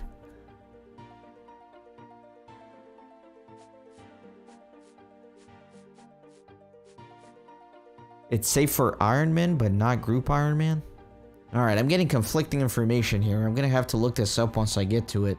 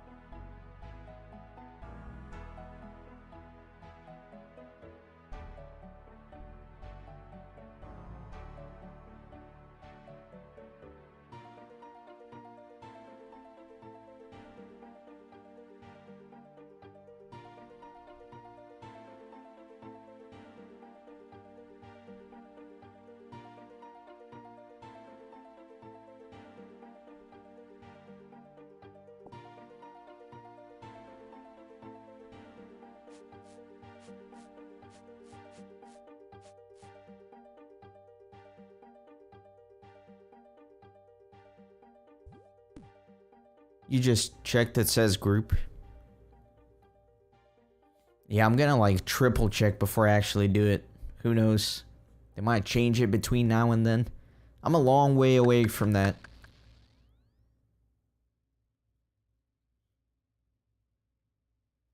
Yeah, but for sure, anytime I'm gonna do something scary that involves a possible death or a scary boss or anything, I'm definitely gonna do my research beforehand. Make sure I know if it's a safe death encounter, if it's not a safe death encounter.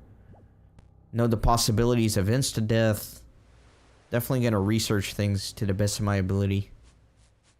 The only problem is I don't have a secondary account to practice something with, but I guess that's part of the drama, right? It's like you get one shot at it.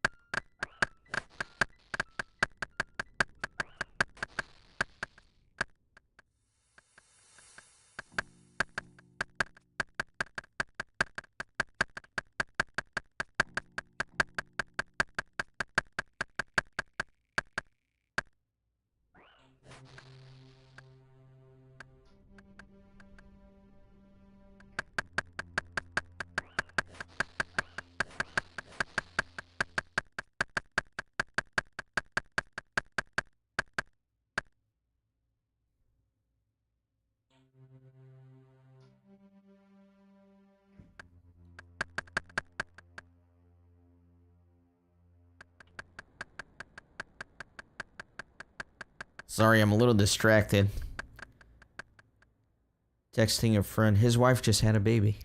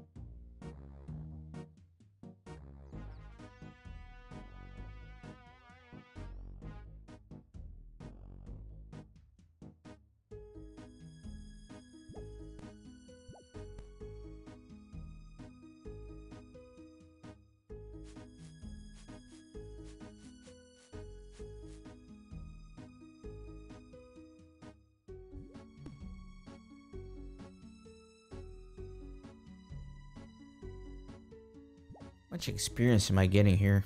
31k per hour? And I'm not really paying that close attention. And I'm doing the forestry, so I guess that's not too bad. I wonder what the optimal experience here is. I think the wiki says it. Let me look it up.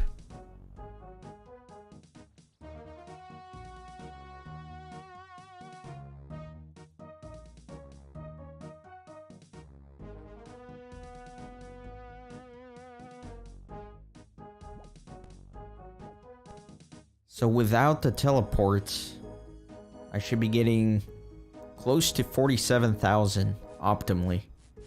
So I guess I'm way off the mark. I'm playing very unoptimally. With the teleport, you can get 58,000. That's a big difference.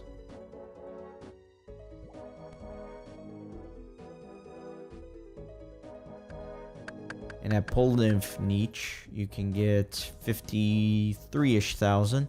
So it's really not that big of a difference between this course and the one in the desert. I mean, the one in the desert's a little better, but I might just want to stay here and keep doing a little bit of forestry as well.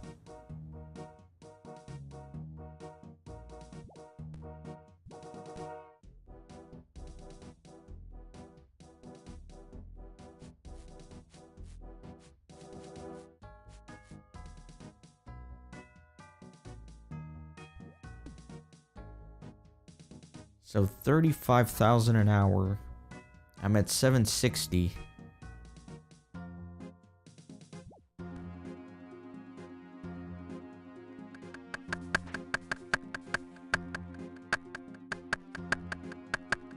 So we're talking like at least 15 hours to get to 75.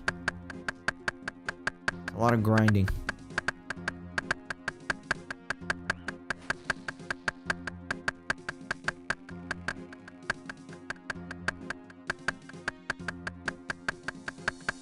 You got a new PC?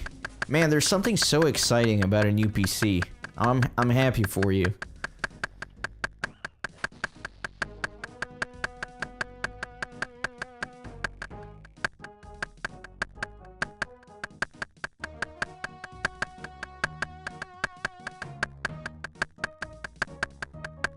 I'm totally out of the loop with like the meta for hardware and PCs nowadays. I just have not looked at that stuff for a long time.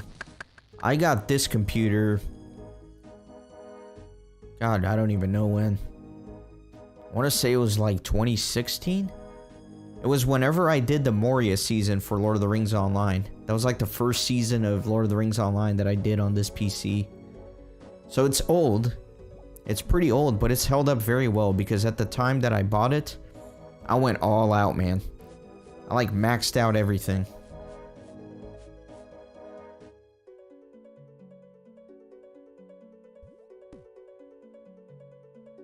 I have little issues with it here and there, but every computer you get is gonna have its own little unique quirks, you know?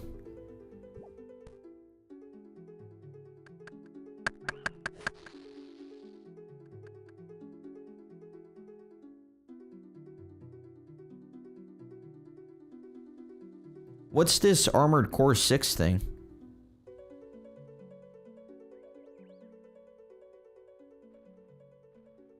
Is that hardware or is that a game? I'm confused. I'm totally out of the loop, like I said. On PC hardware.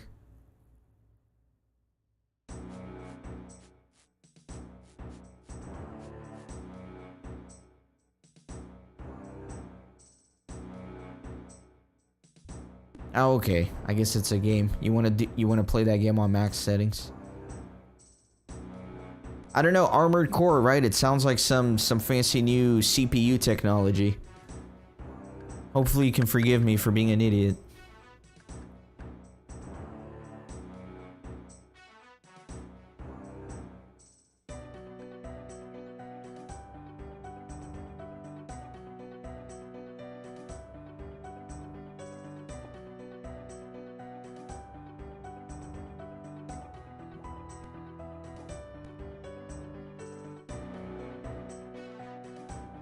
Yeah, I'm looking up some screenshots right now because I'm curious.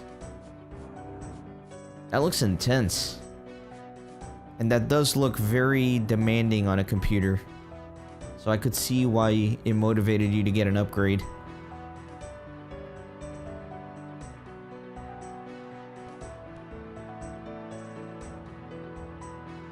The militia track is playing. Let me put on my headphones. Let me listen to this. I've got my other headphones on for podcasts.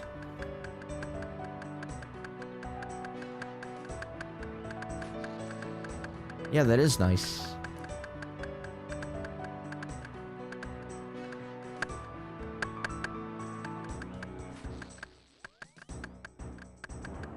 Armored Core 1 may be good. You know, I got a little notepad file where I keep like a list of potential games. I'm gonna put it on there and then I'll look it up. I need to decide on a new game, like, right away. Because my Professor Layton series is about to finish. And I don't have any... I haven't even started the next one yet, so I'm running out of time. I need to figure something out. At the top of my list right now, I haven't, like, 100% committed yet, but I am pretty sure I want to do Pikmin 1 and 2. I've been wanting to do Pikmin forever. And they just recently released like an HD version for the Switch, so I figured it might be the perfect time to do it.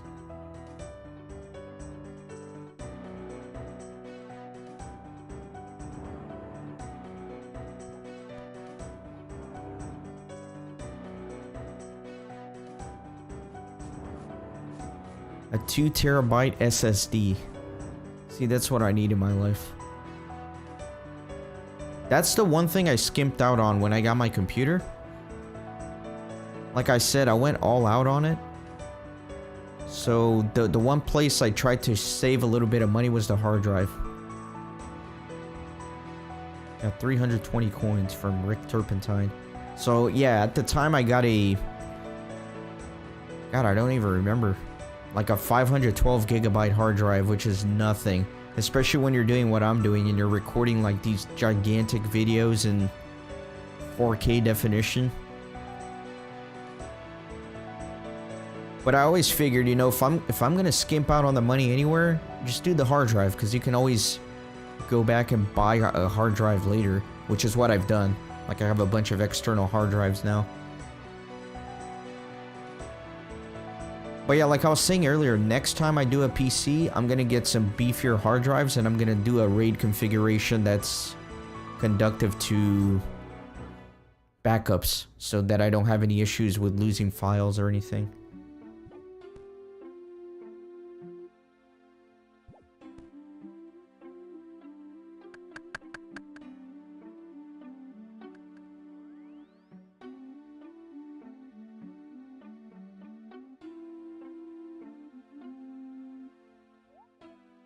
What company did you use for the PC? Or did you end up just building it yourself?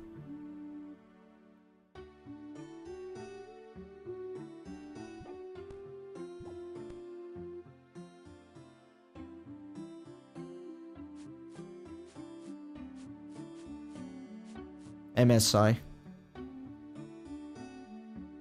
There are so many companies now that build high-end PCs and customize it. Alright, Lewis, thanks for stopping by as always. Appreciate you being here, and I hope you have a great rest of your Saturday.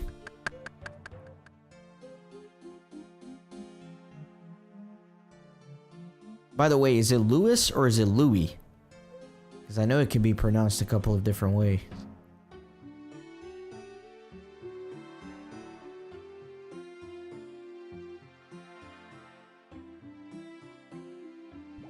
I guess like the American way or the French way. Louis or Louis?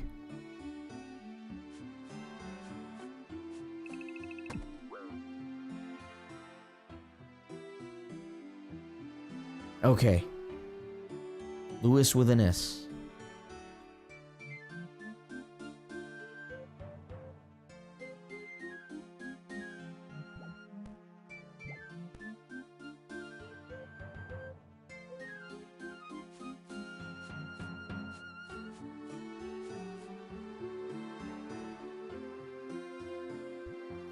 Yeah, well, take care, and I'm probably not going to be around too much longer either for this stream. Maybe another 40 minutes or so.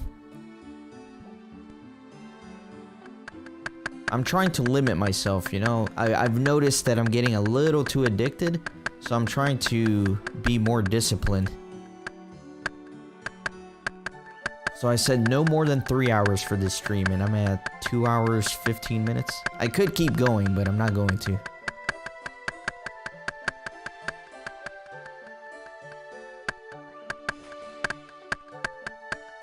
Whenever I stream, I like to do at least 2 hours, though. To me, it's a little weird to start streaming if I'm not going to be around for at least 2 hours.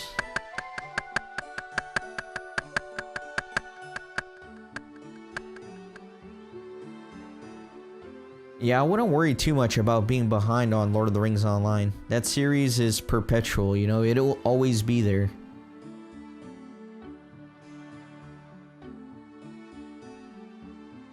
It might even be better to be a little bit behind, you know, because if you're fully caught up, then you're having to wait for the next episode.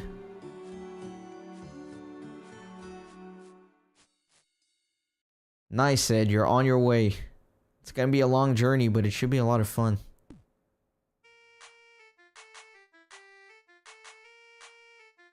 So many people there doing it.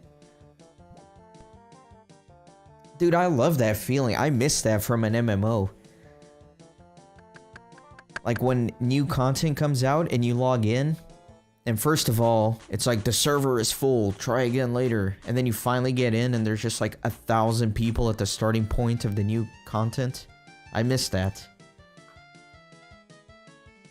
Because although I've been doing Lord of the Rings Online and RuneScape, it's been many, many years since I was actually like at the end game content. So even in Lord of the Rings Online, like when new stuff comes out, it's completely irrelevant to me because I'm still working my way through the old stuff.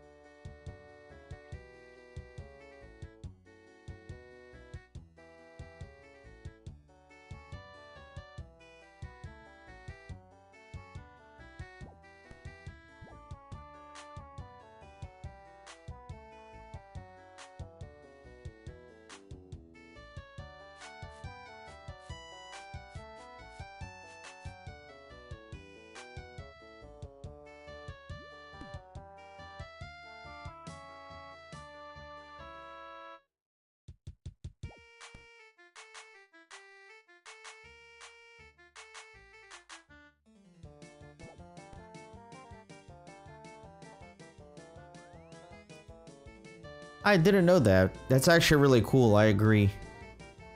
There's something magic about, you know, doing a quest and not knowing what to do and really having to explore it and figure it out.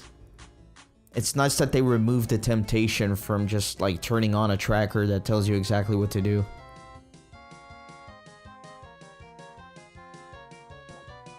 Yeah, I respect that. That's cool. At the very least, you know, you're gonna have to interact with people.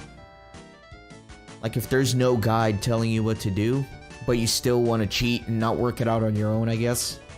At the very least, you're gonna be forced to talk with players and be like, "Hey, I'm at this step. What did you guys do? What do I do now?" So I like that. That's cool.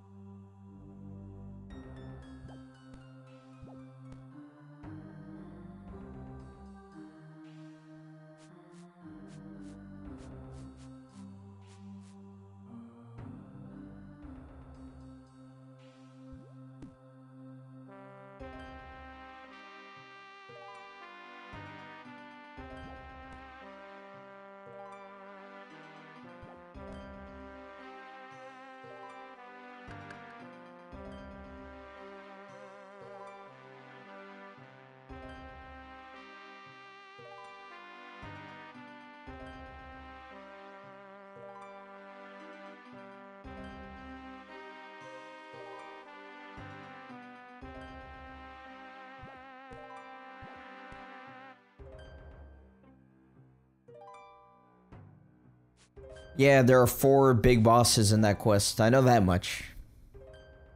I know a little bit of it just from like following the RuneScape world.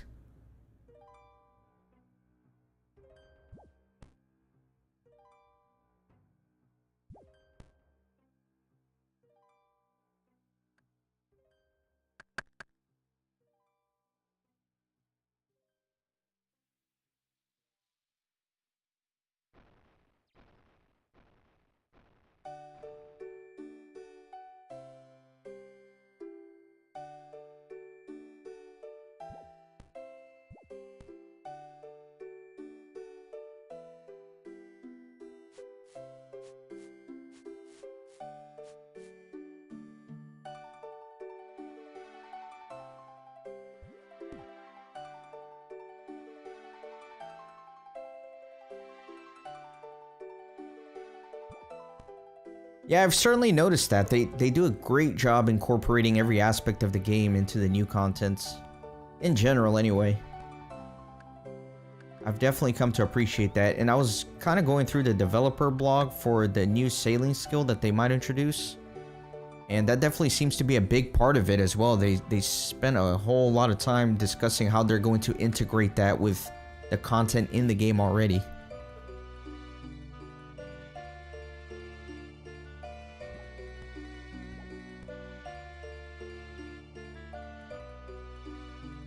A lot of older bosses' item drops are used to make newer equipment. So kind of like upgrades. Yeah, that's a great system, man. As somebody who's now playing RuneScape, but also obviously has been playing Lord of the Rings Online for a long time, that's definitely something that Lotro might learn from. Because Lotro does not do a good job with that. Like, once you go through the content in Lord of the Rings Online, it's kind of dead after that, right? So I think they could really benefit from integrating the older areas of the game. I always bring up this example, but like Moria. Moria is such a spectacular area in Lotro, and they put so much work there, and it's so much fun and atmospheric, but like once you're done with Moria, you're done with Moria. You never go back. There's nothing left for you to do in there.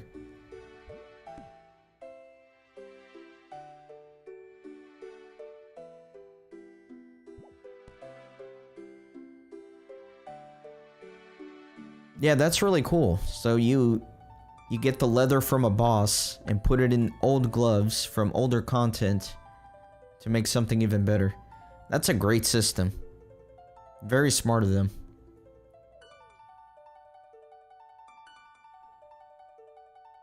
I think that's something that a lot of MMOs do completely wrong. Like the end game stuff. There's so much pressure to like, what's the end game? What's the end game? What are we gonna do for the new end game content? While neglecting everything that came before it, you know? But if you try to integrate everything together, then you keep the whole game healthy and alive instead of just the small 5% that is the end game, you know?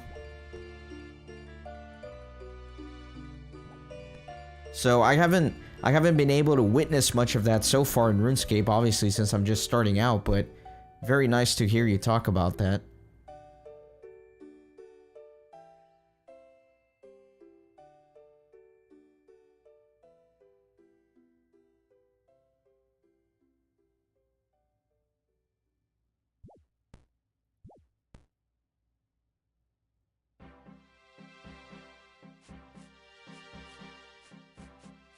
Yeah, that's something I've kind of taken for granted here in RuneScape, is that every aspect of the game feels alive, you know?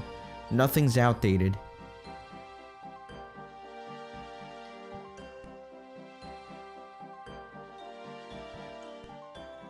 You're doing Cook's Assistant, and it doesn't feel like you're doing some relic from the past that nobody does anymore, you know? It's all very well integrated, and it's all very seamless.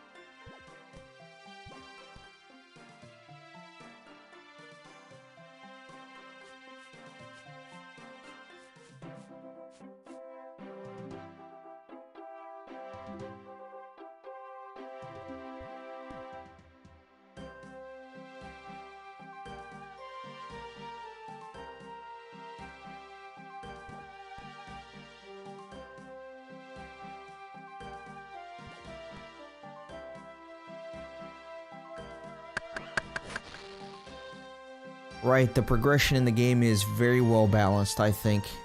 And it's obvious that they pay a lot of attention to that. Like, you grind your skills, and every few levels there's something else you can do with it, you know?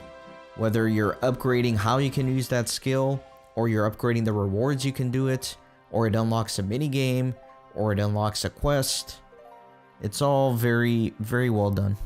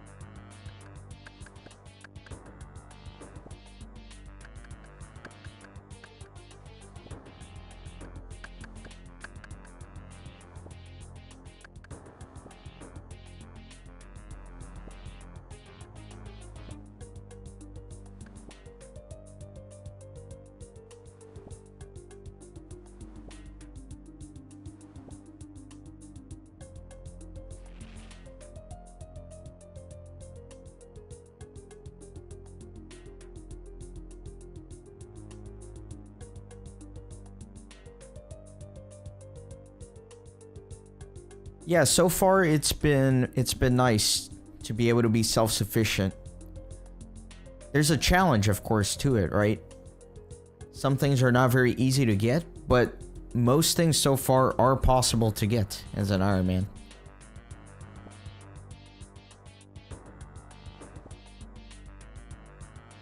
The no shop thing has definitely taken me on some large detours, but that's self-imposed.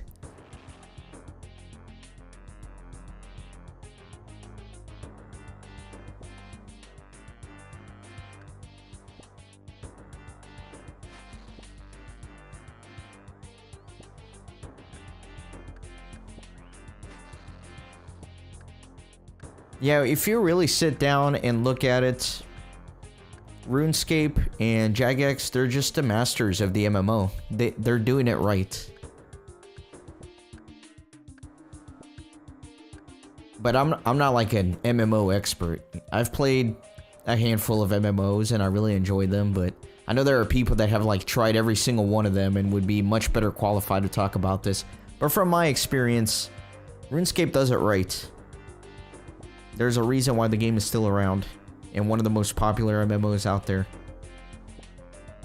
If not the most popular. I saw a video a while back about some guy that was actually comparing the MMOs, and RuneScape, Old School RuneScape, and I think it was Final Fantasy XIV were the two most played MMOs out there currently.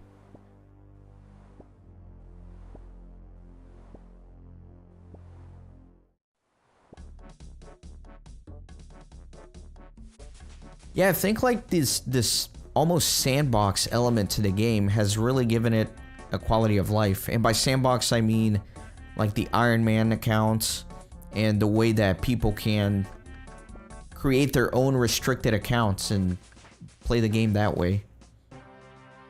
I think that's also helped to keep the game very healthy and alive. And it's great to see that the developers encourage stuff like that, you know? They don't run away from it. They don't condone it. They don't try to patch it. They actually encourage players to do stuff like that and figure out creative ways to play the game. Even if it's in a non-intended fashion. Of course, as long as it doesn't break anything.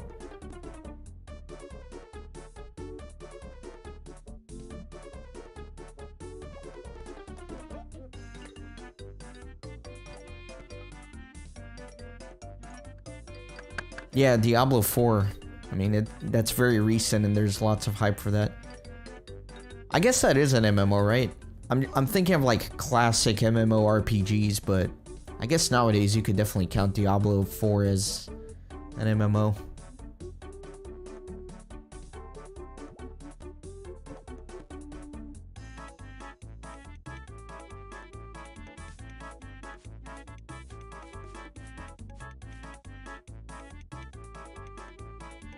Yeah, even if you're not doing any sort of weird self-imposed rules or anything like that, even if you're playing the game very vanilla as intended, there are just so many ways to go about it, right? With all these skills and all these quests, you could go about it a million different ways, just plain vanilla.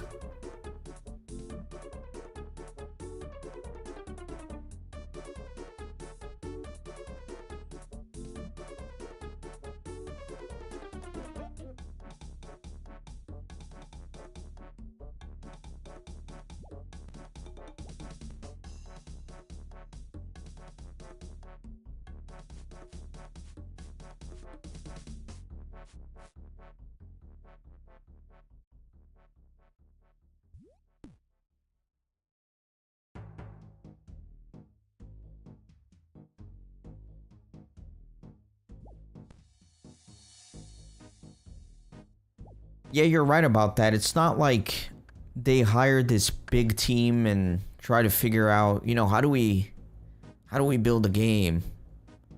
What sort of systems are going to keep people addicted? This game grew very organically, you know?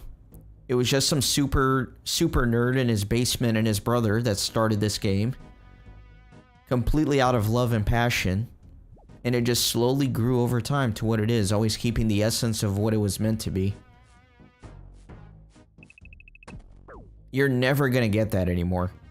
The only way you get new games now is from the ground up to where, okay, here's our big development team. Let's brainstorm, guys. How do we do this? You're not gonna get an organic growth over 20 years like RuneScape.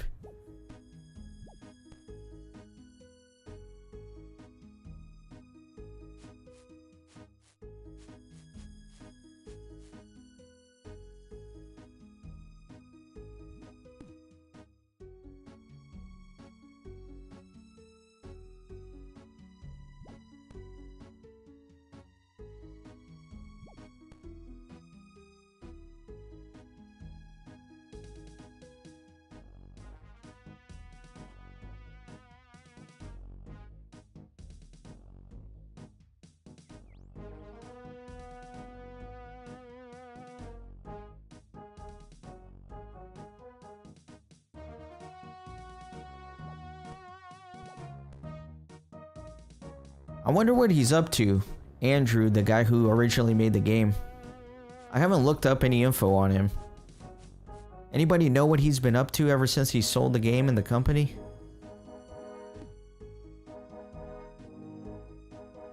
Besides, you know, probably just chilling on a yacht somewhere in the Mediterranean.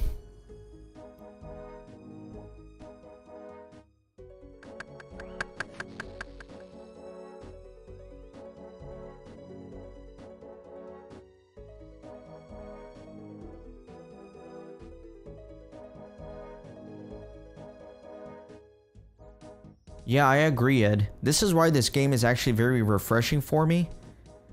Because as you know from the style of my channel, I like things to be very rigid, you know? Like, I'm gonna 100% this game and I'm gonna route it perfectly and figure out who to talk to at the right time and try to find the most efficient route to show off this game. And I love doing that so I can fully explore a game, but to take that attitude towards RuneScape is almost impossible. And so it kind of forces me to just be a lot more open with this and it's very refreshing and fun for me to do. It's definitely a big divergence from what I'm normally doing.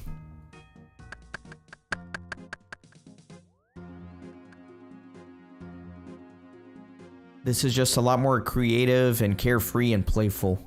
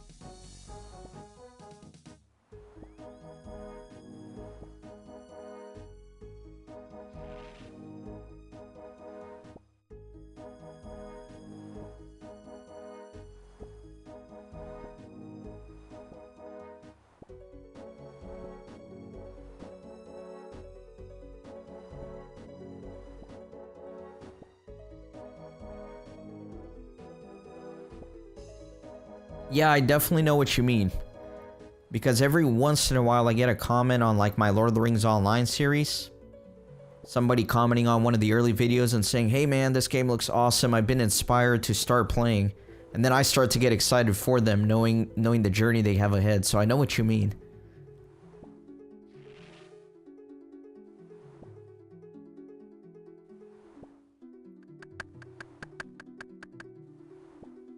I'm definitely excited to make a little bit more progress on the account and start getting into the stuff that I never experienced in RuneScape.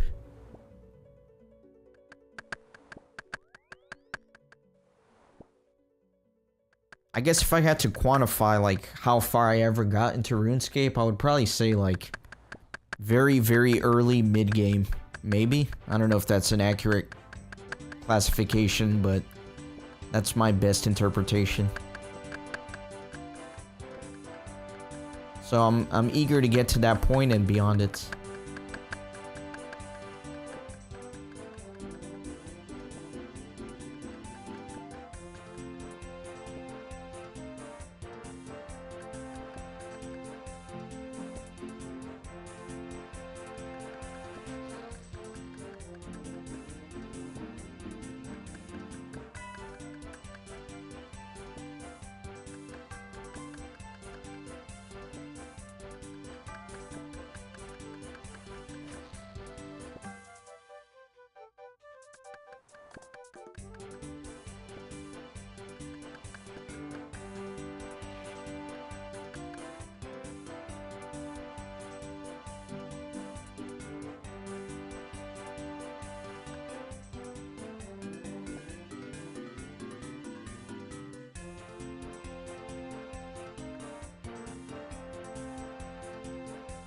Yeah, that's part of the fun too, is there's always something else to do here, right?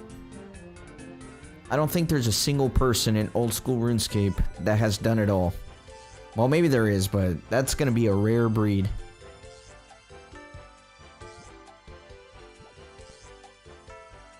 There's always one more rare to collect.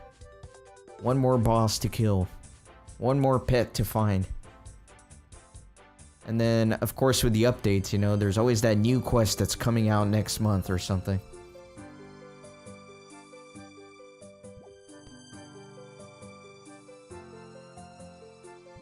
You're saying there is. Alright, fair enough. But you know what I mean. I'm just trying to make a point.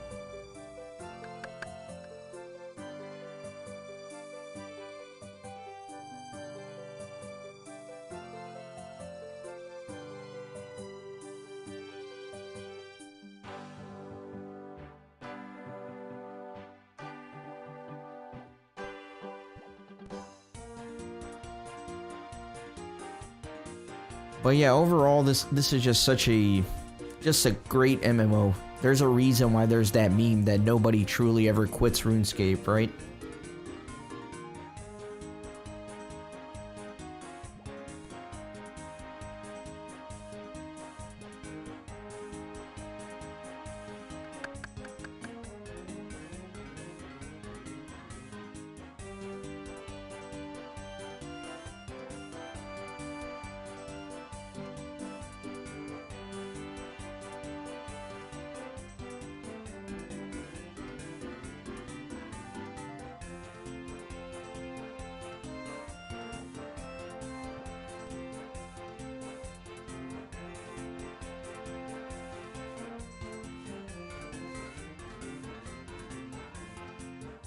See, I like to consider myself a completionist.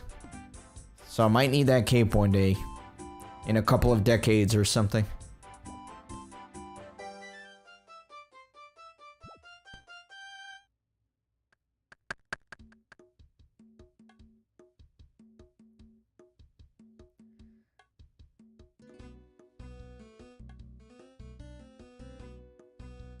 Hey man, I haven't quit my Lotro series after like 9 years.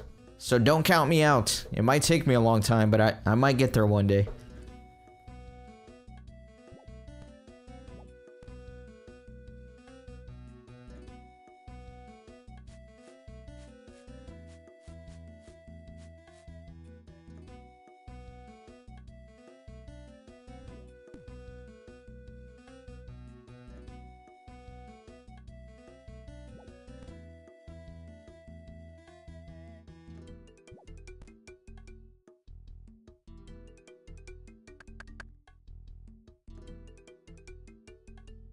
See, the problem with a lot of MMO players, thankfully I never had this problem. I notice people just make way too many characters. It's like they have their character and then they decide they want to do something else. So they're like, oh, I'm going to make a pure now. And then they go and make a pure. And then they're like, oh, let me try an Iron Man. And they go make an Iron Man. And then they're like, let me do a restricted account. And they make a restricted account. For me, I'm always like, I don't see the point in that. There's so much to do with just one character. Why are you making 10 characters?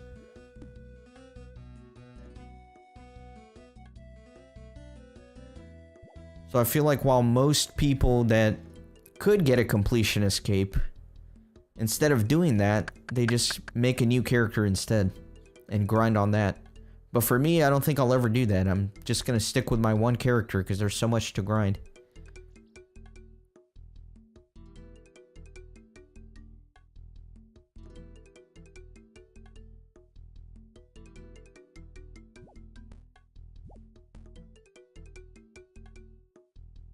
I really never understood the point of many characters in an MMO.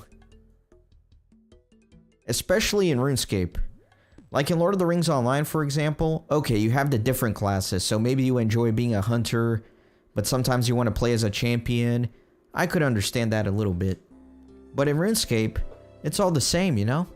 Like, there's no class. As long as you train your skills, you can basically be the same character.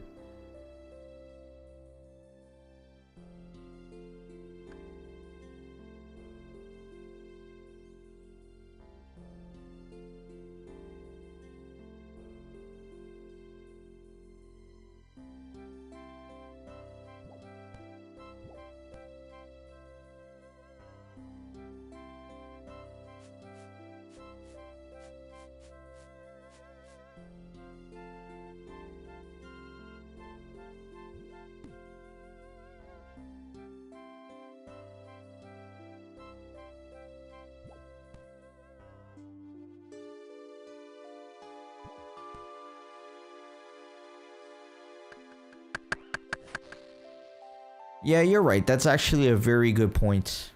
There's like this perfect nostalgia to the early game. I noticed that for sure. There's something like very heartwarming about popping up fresh off the boats in Tutorial Island. And then you hit Lumbridge and that soundtrack hits you. There's something very endearing about it.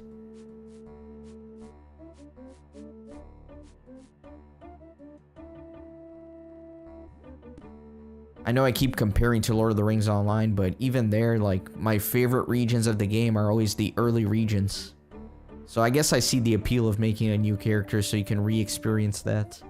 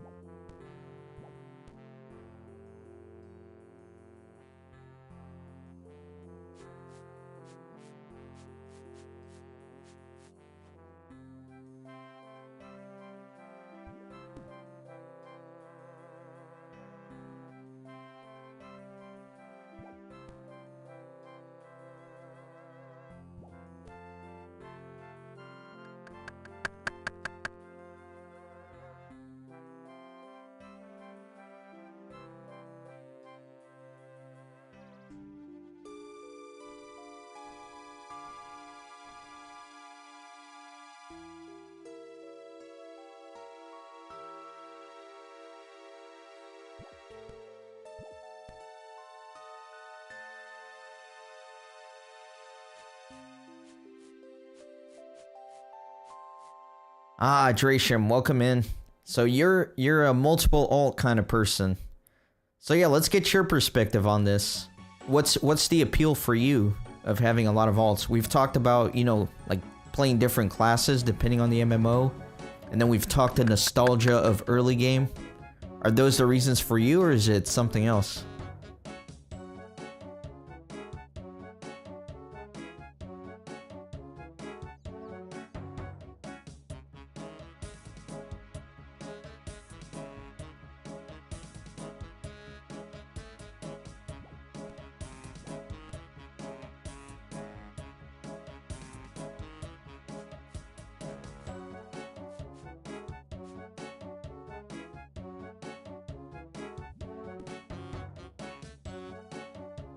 And I am being a little bit of a hypocrite. I mean, I do understand the appeal to some extent.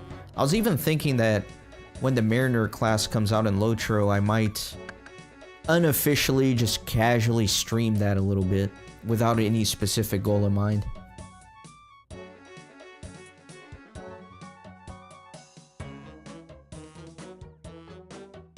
Okay, so I guess you're attaching to the reasons we've discussed.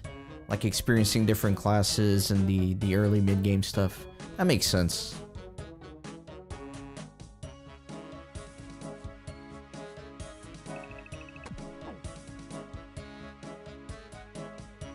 Yeah, depending on the game, like if you play a different class, it's like a completely different experience almost. It's like two different games.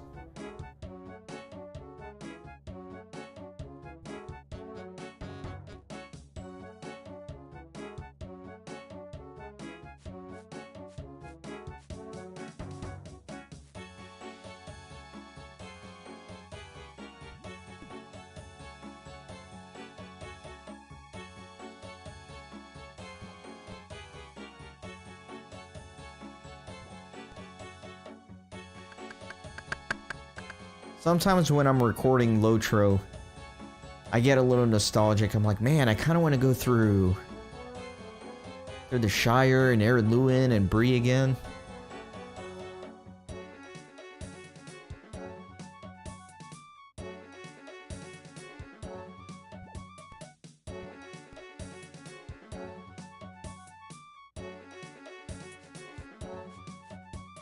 I feel like I'm talking way too much about Lotro on this stream. It's kind of fun to compare MMOs though, right? Like if you're playing one, it's nice to be able to have another one to compare it to, see what one of them does right, what the other one does wrong, compare and contrast.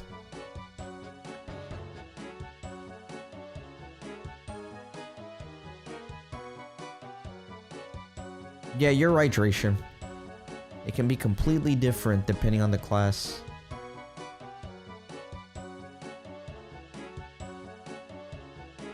Like when I was playing a burglar, I would sneak in. Like if there was a boss you had to kill in a camp, I would go into stealth and I would sneak up behind the boss and nuke him and get out of there. But playing as a warden, I basically have to fight my way in and explode everything.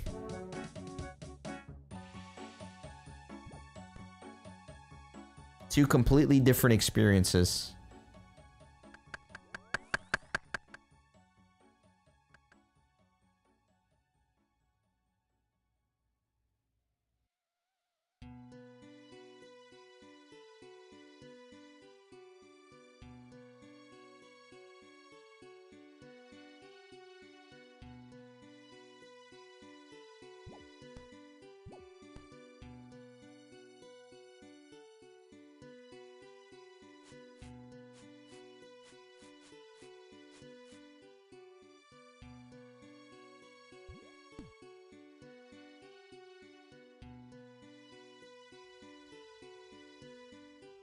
$99 Slayer on a level 3 account? That's insane, man.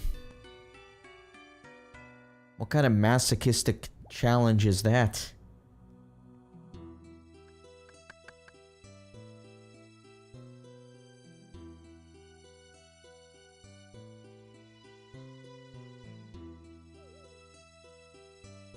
I don't even know how you do that. I don't understand the mechanics well enough of Slayer to even understand that.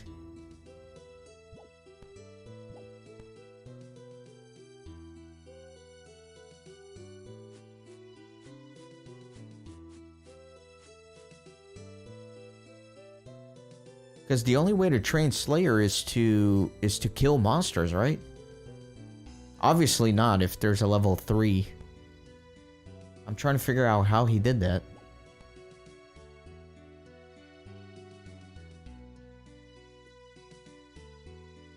Ah, okay.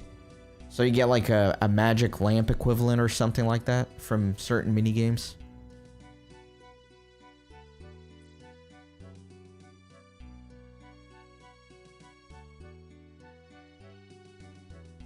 Okay, that makes sense. That still sounds like a horrific grind though. But I really do like the idea of like rare accounts on RuneScape. Like these really quirky, weird accounts that seemingly should be impossible. I like the idea of that.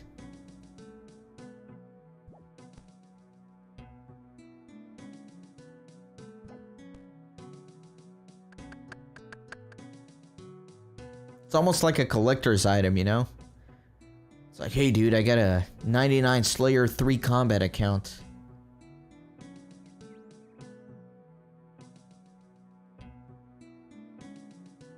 It's like, oh, that's nothing. I have a level 5 with Desert Treasure 2 completed. Obviously, I'm exaggerating, but just trying to make a point. Exactly, it's like having a shiny Pokemon. It's like a holographic first edition Charizard.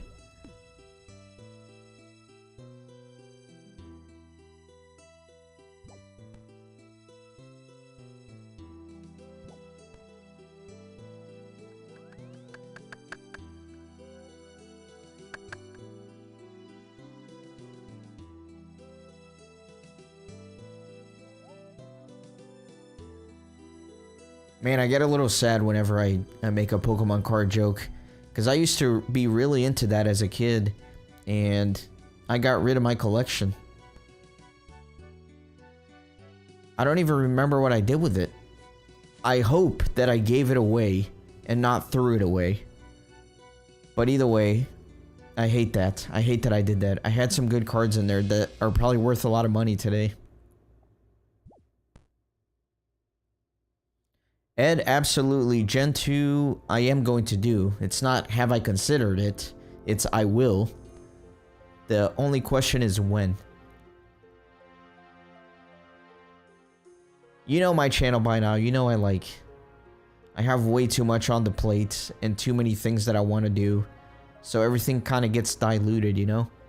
A lot of gaming channels, I noticed they specialize in something. They'll focus on one thing, like this channel does Pokemon games or that channel does RuneScape, but I kind of try to do everything, and that really stretches me thin. So you'll notice I have like a lot of different series on my channel, but usually only like the first 1 or 2 games. So I need to get better and focus a little bit more.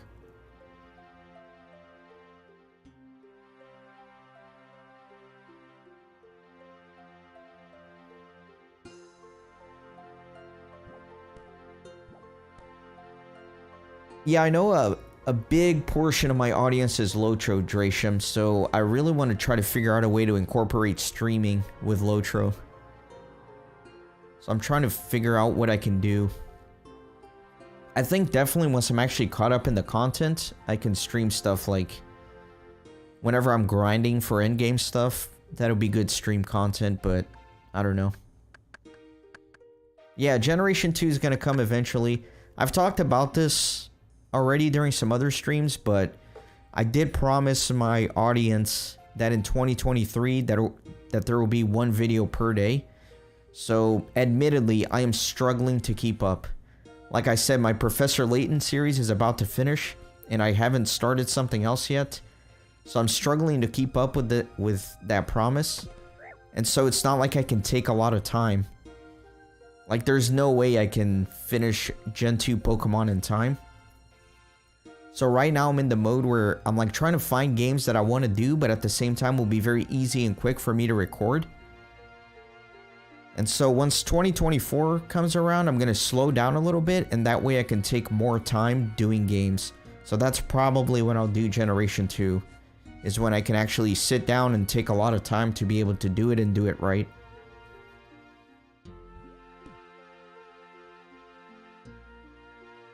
Yeah, I don't know. I was thinking of doing like a whole season for Bingo Boffin.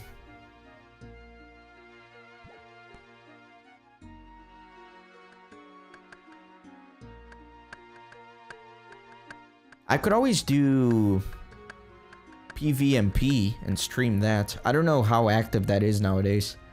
I know historically it's been kind of dead, you know, the PvP and Lotro, but that might be good stream content.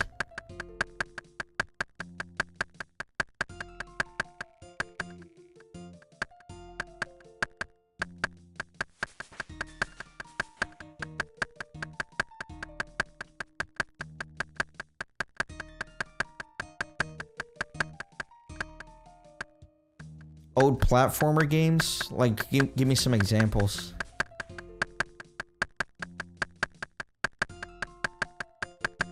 I am working on Mario. I want to do what's called Mario Mondays, where every Monday I'll have a Mario video, so I'm kind of working my way very slowly through all the old Mario games. But I'm not ready to start releasing those yet, because I don't have a big enough stockpile.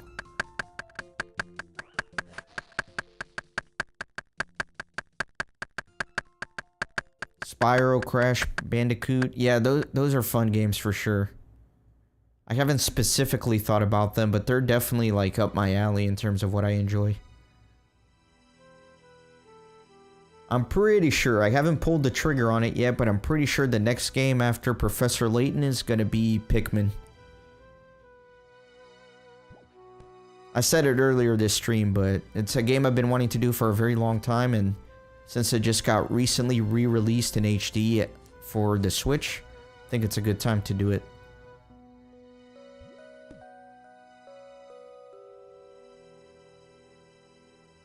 It's something that I don't think will take me very long to record. Yeah, and Pikmin 4 just came out as well, so yeah, I think it's good timing for it.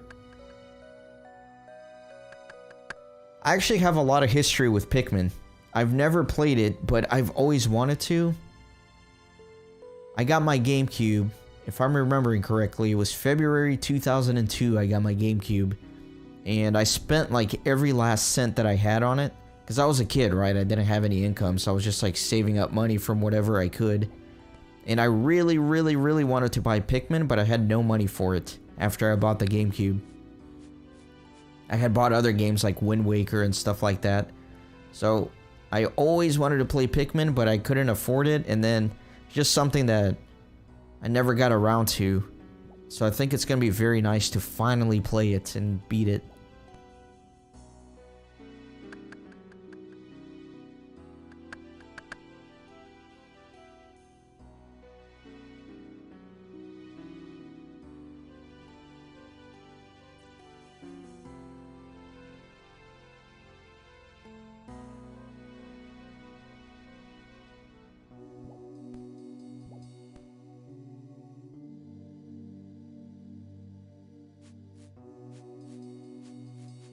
I know Pikmin 1 and Pikmin 2 are relatively short, so I may even be able to do 1 and 2 pretty quickly. And I don't think it'll take that many videos either. I'm anticipating like 10 videos or so for Pikmin 1. Maybe, from what I've seen. And then maybe like 10 to 15 for Pikmin 2.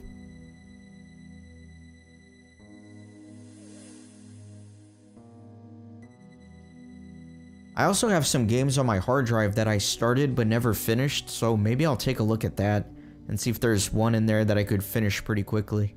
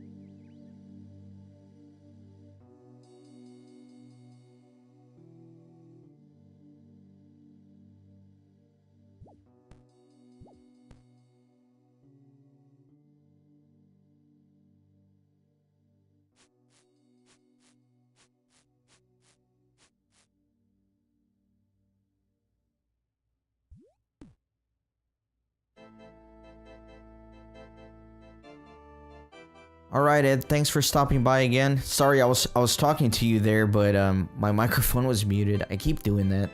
Gotta be more careful with that. So I don't know how much of what I said previously you got through, but anyway, yeah, thanks for stopping by, and I am gonna be ending my stream soon here as well. I'm gonna do one more lap, so I'm at a nice 875, because I said I'd only stream for 3 hours or so.